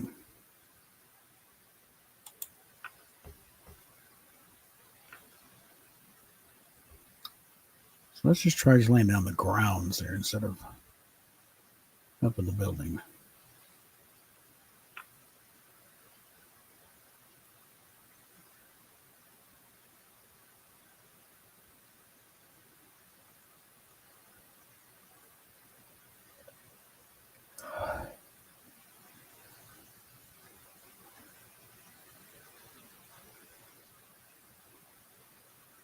Or actually,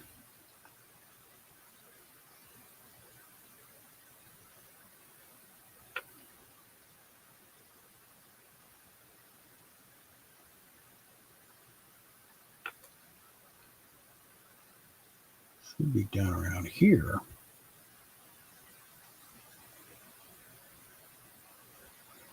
Instead of the building up on the hill, there's where we're supposed to be landing.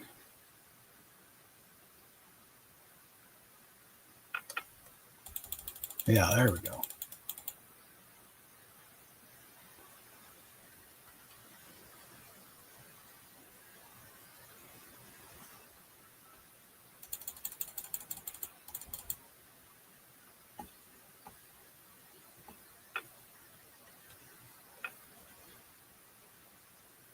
Oh, fuck it. No got time for this shit. And besides, I gotta rack up materials in order to get stuff from a vending machine if possible. All right.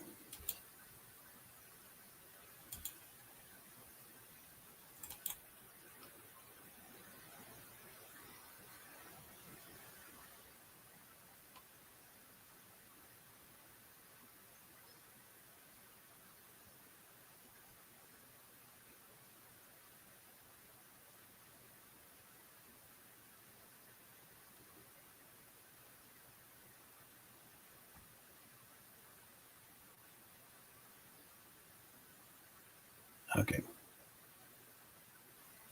I really don't have time for this. Huh? Get the obvious ones, get the hell out of here. Yep, because the storm is coming.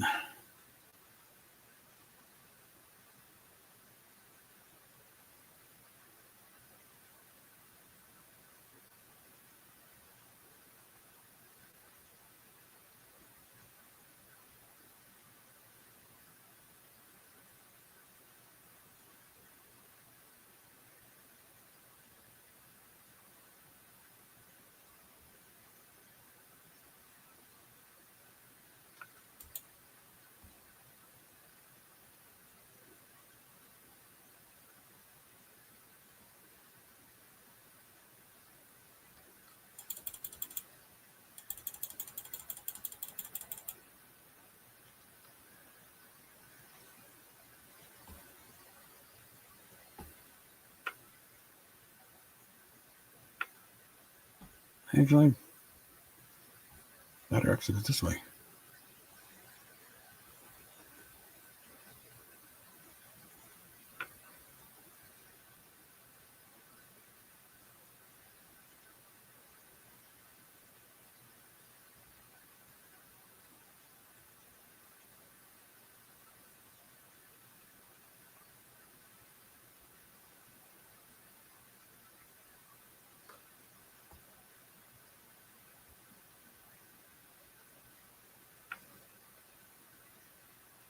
Okay.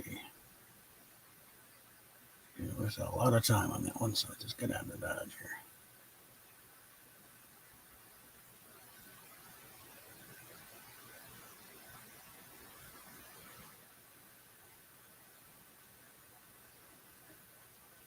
Damn it, that hurt.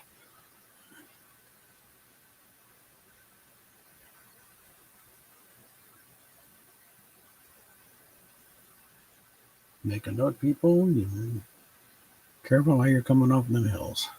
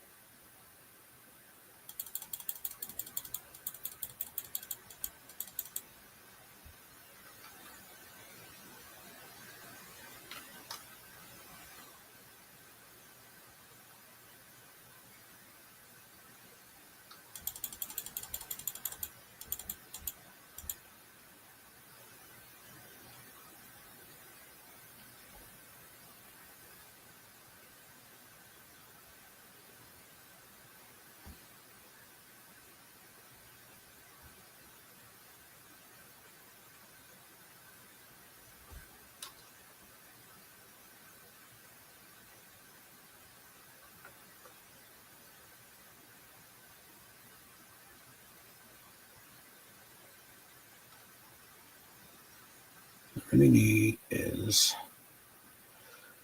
a medkit.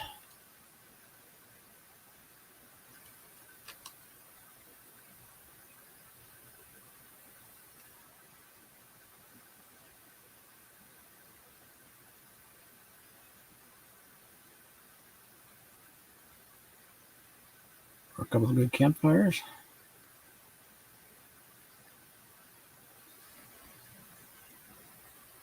I don't have one. I got a trap there.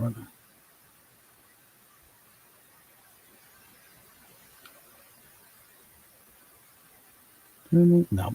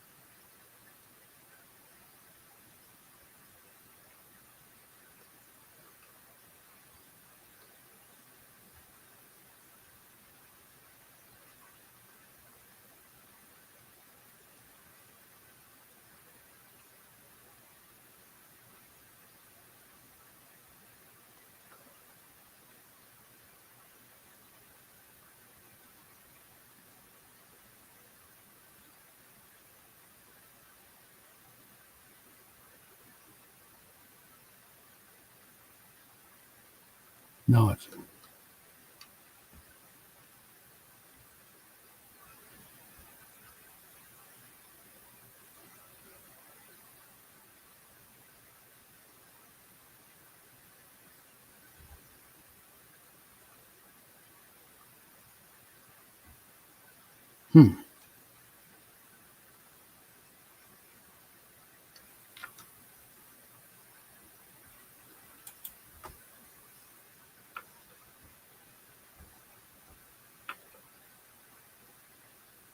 yeah.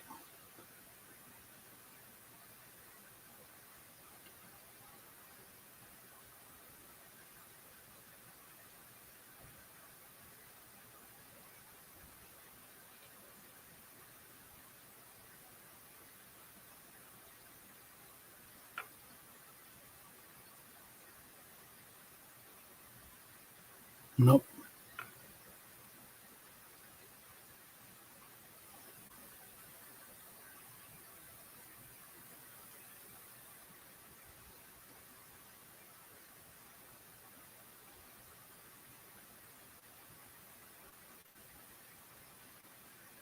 Like I said, one of the things about the storm is like sooner or later you have to run into somebody. So I gotta find some heals. I gotta find them fast.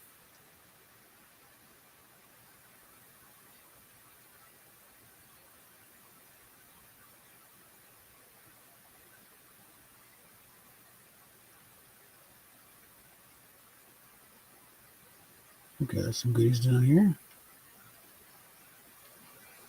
See, one of them's a med kit. Ooh, that helps.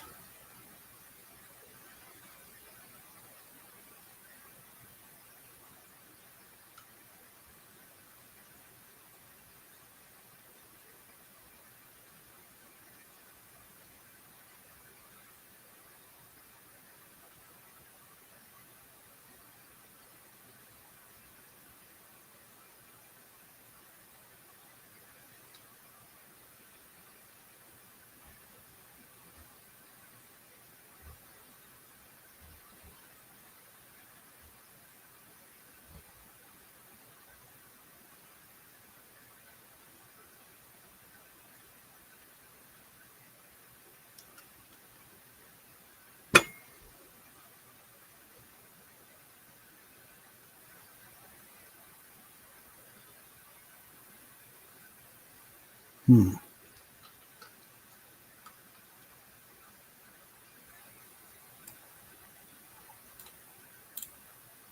Hmm. Bitch.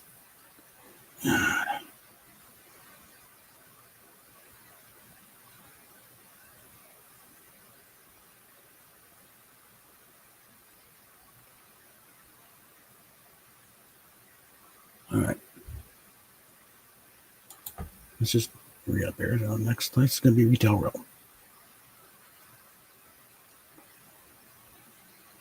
Oh.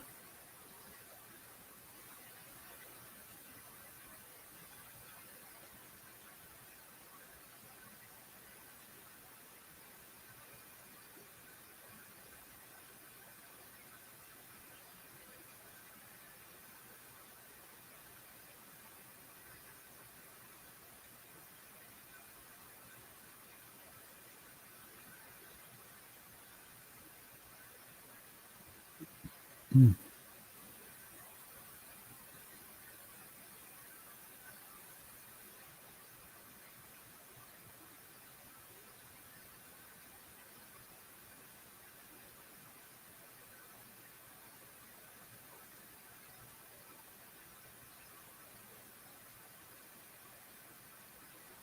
So you're behind the bush all day, motherfucker?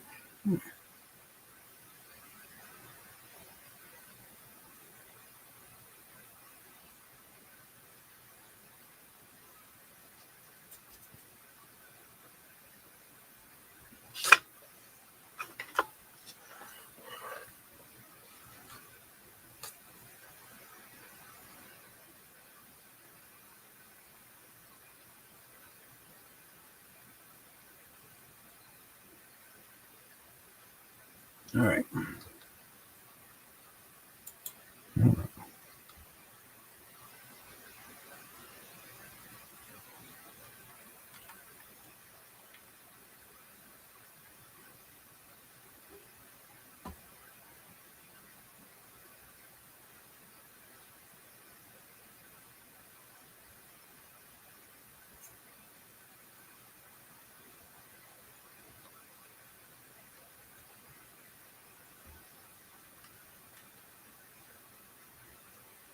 Okay.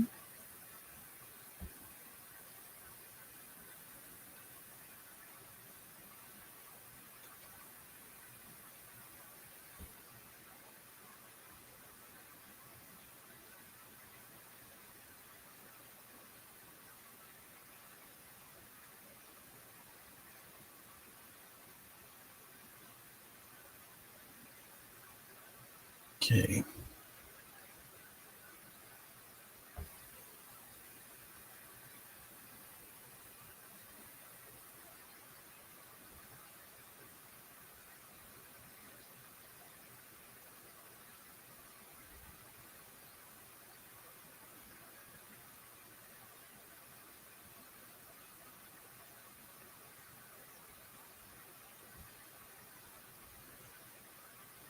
As usual, if I can get to the water tower, it'll be a win.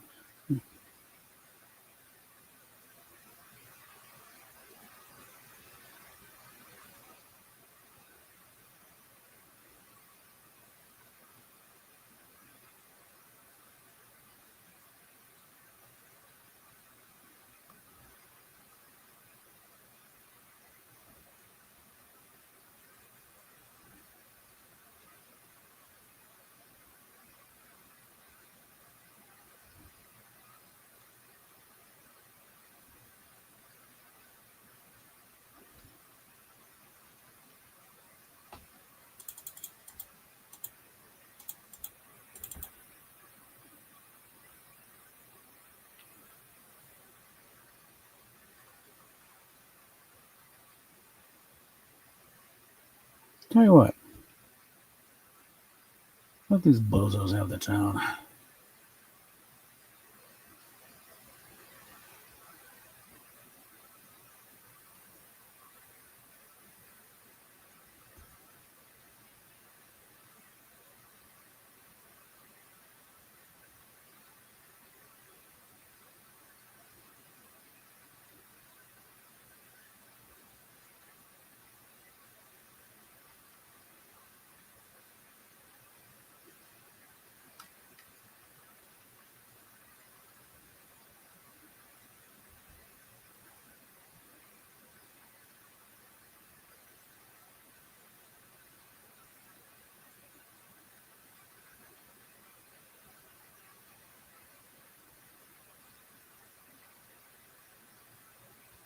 Maybe some ammo up there was what it.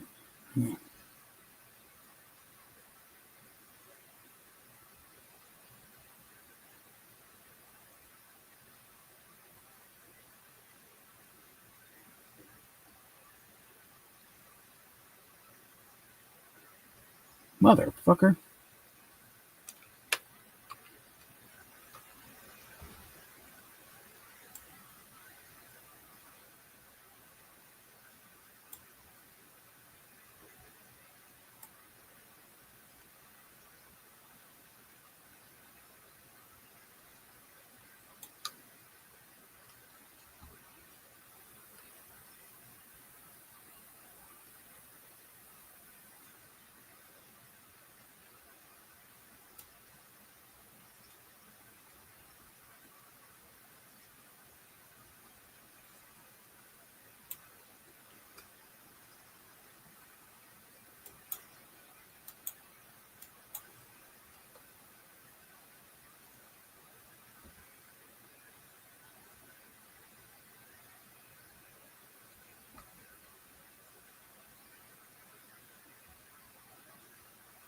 Let's get out of the storm circle.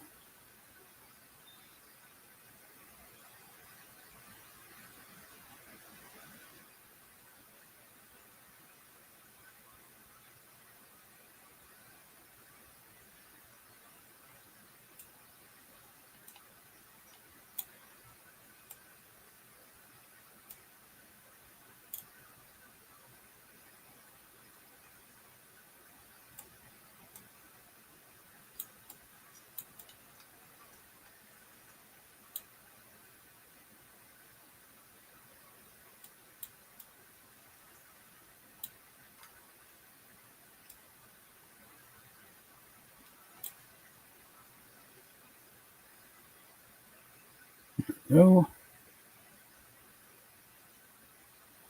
They didn't have shit.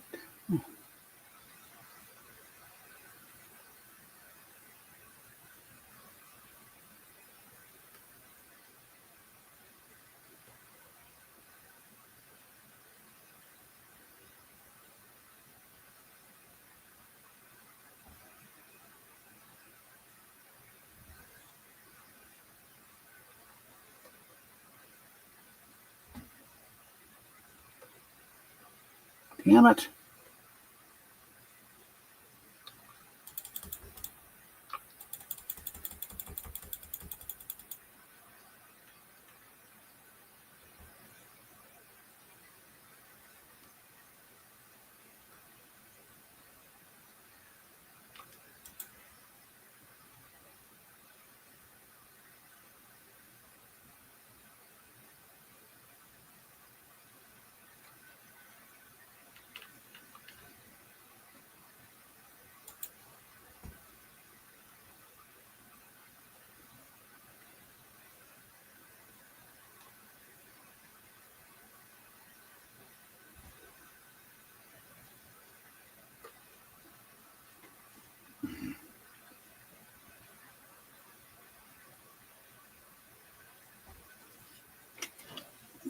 Bug got my legs. All right.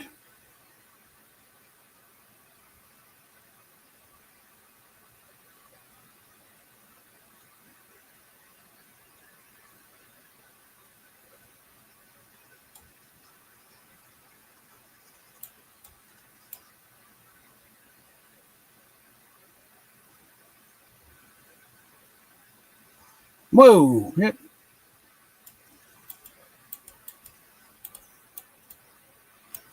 Cunt.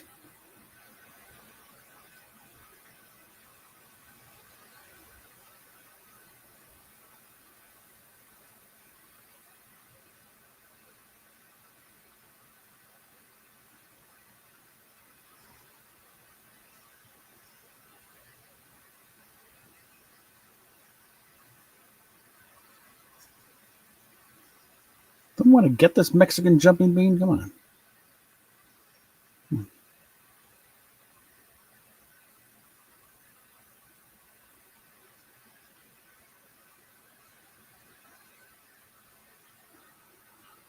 All right.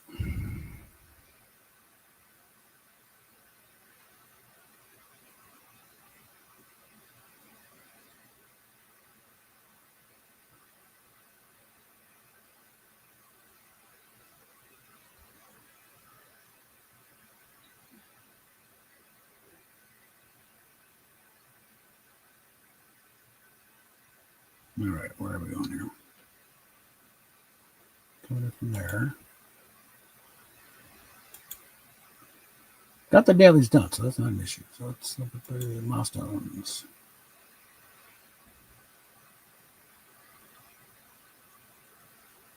This is Outlast 2 players, and that's fine.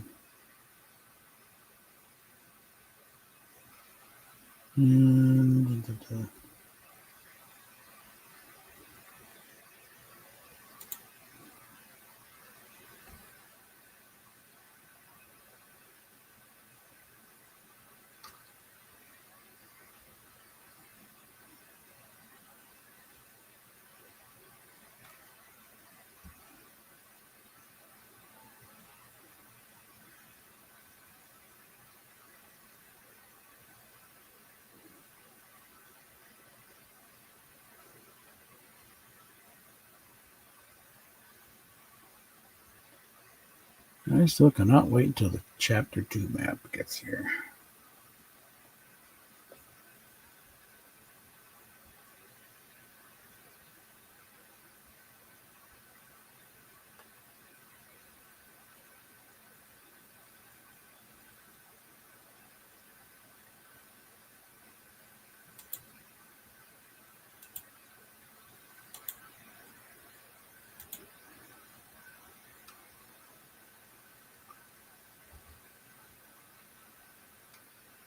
Just in case.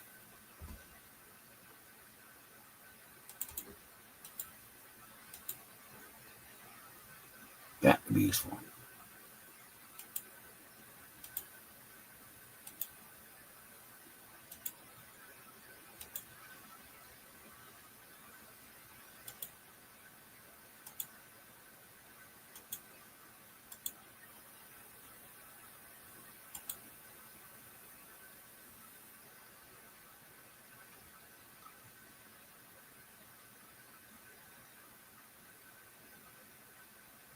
Yep.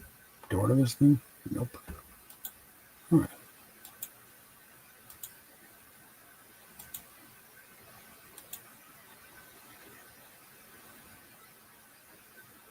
Okay, I'm curious.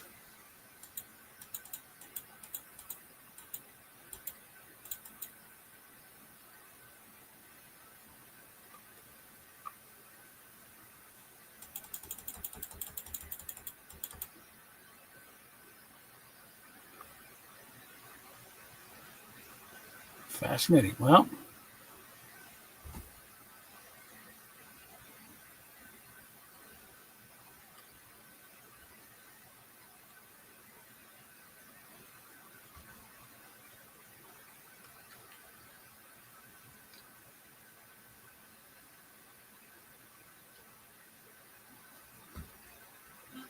what?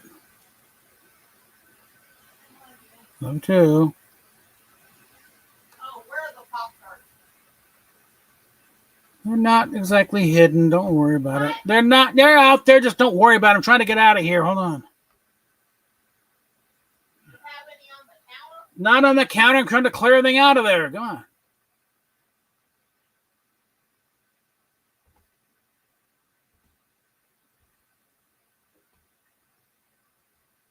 How the hell do you get out of here?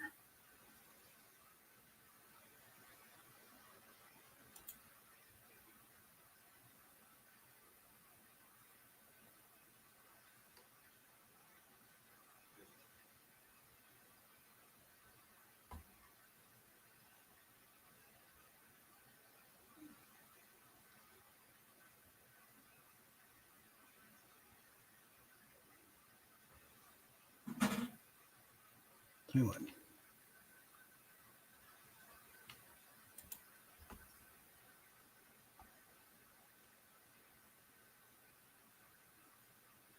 Okay. Learn something new every day.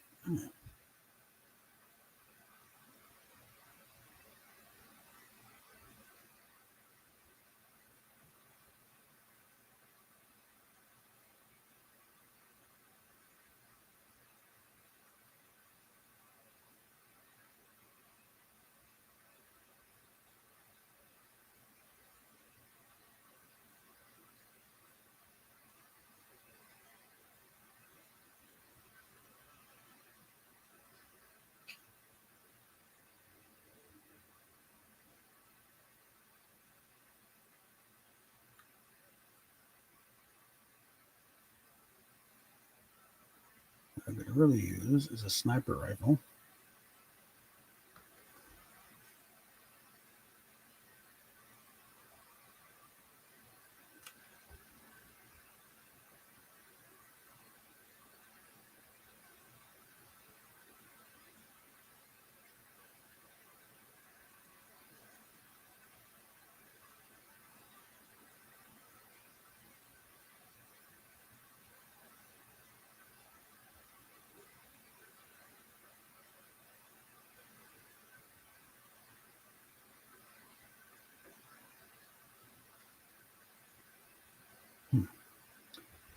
Could have used you earlier.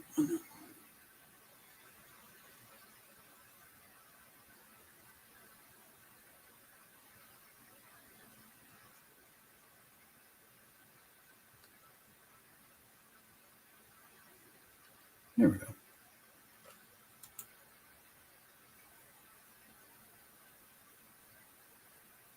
Pretty sure do not have time.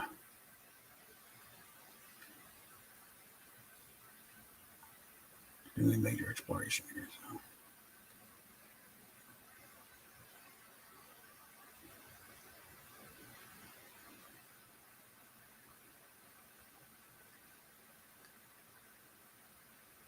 Just where we're getting the hell out of Dodge right now.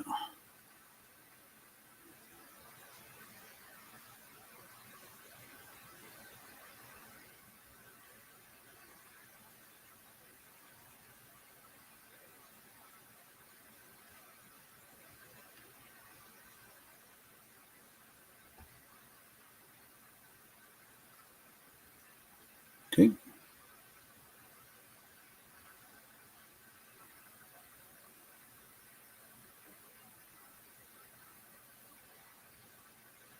Hmm.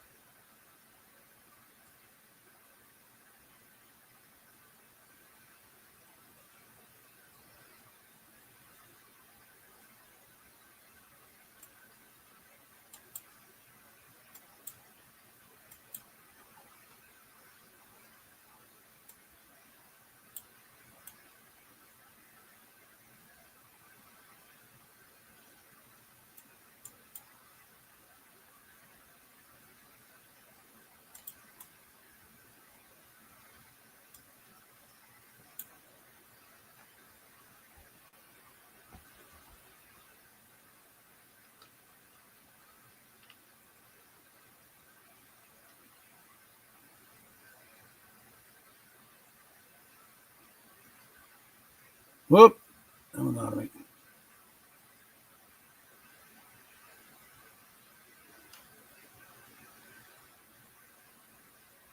Damn it, come on.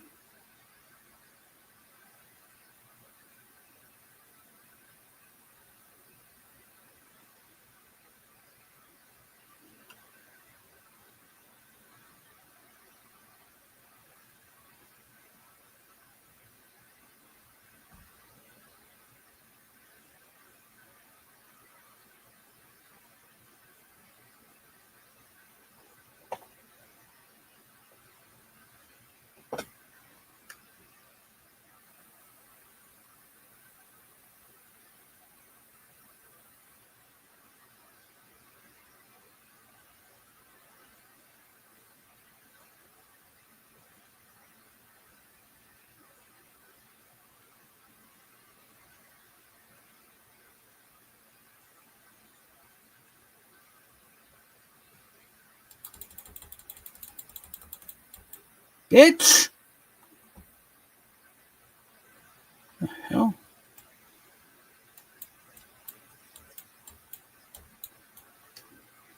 Stupid, sexy Flanders. All right. Doesn't matter, still leveled up.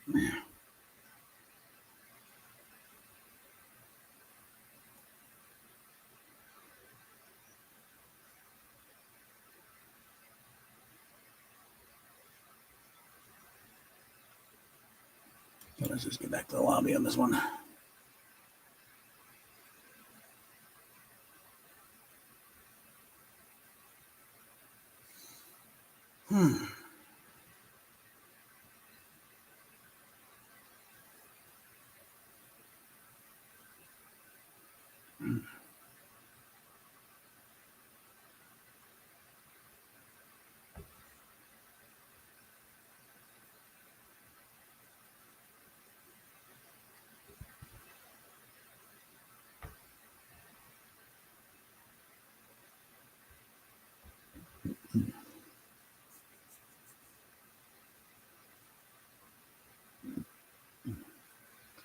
All right, let's see. What time is it anyway? Oh, just past midnight.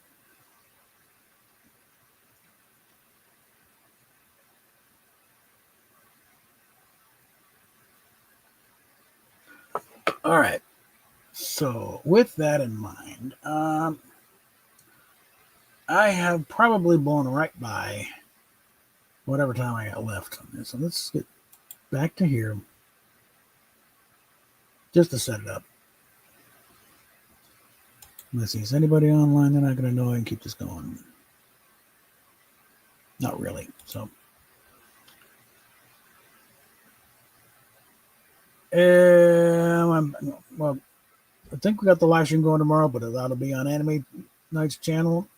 If I can stream it on here, great, but I don't think so. So, you have to check it out there.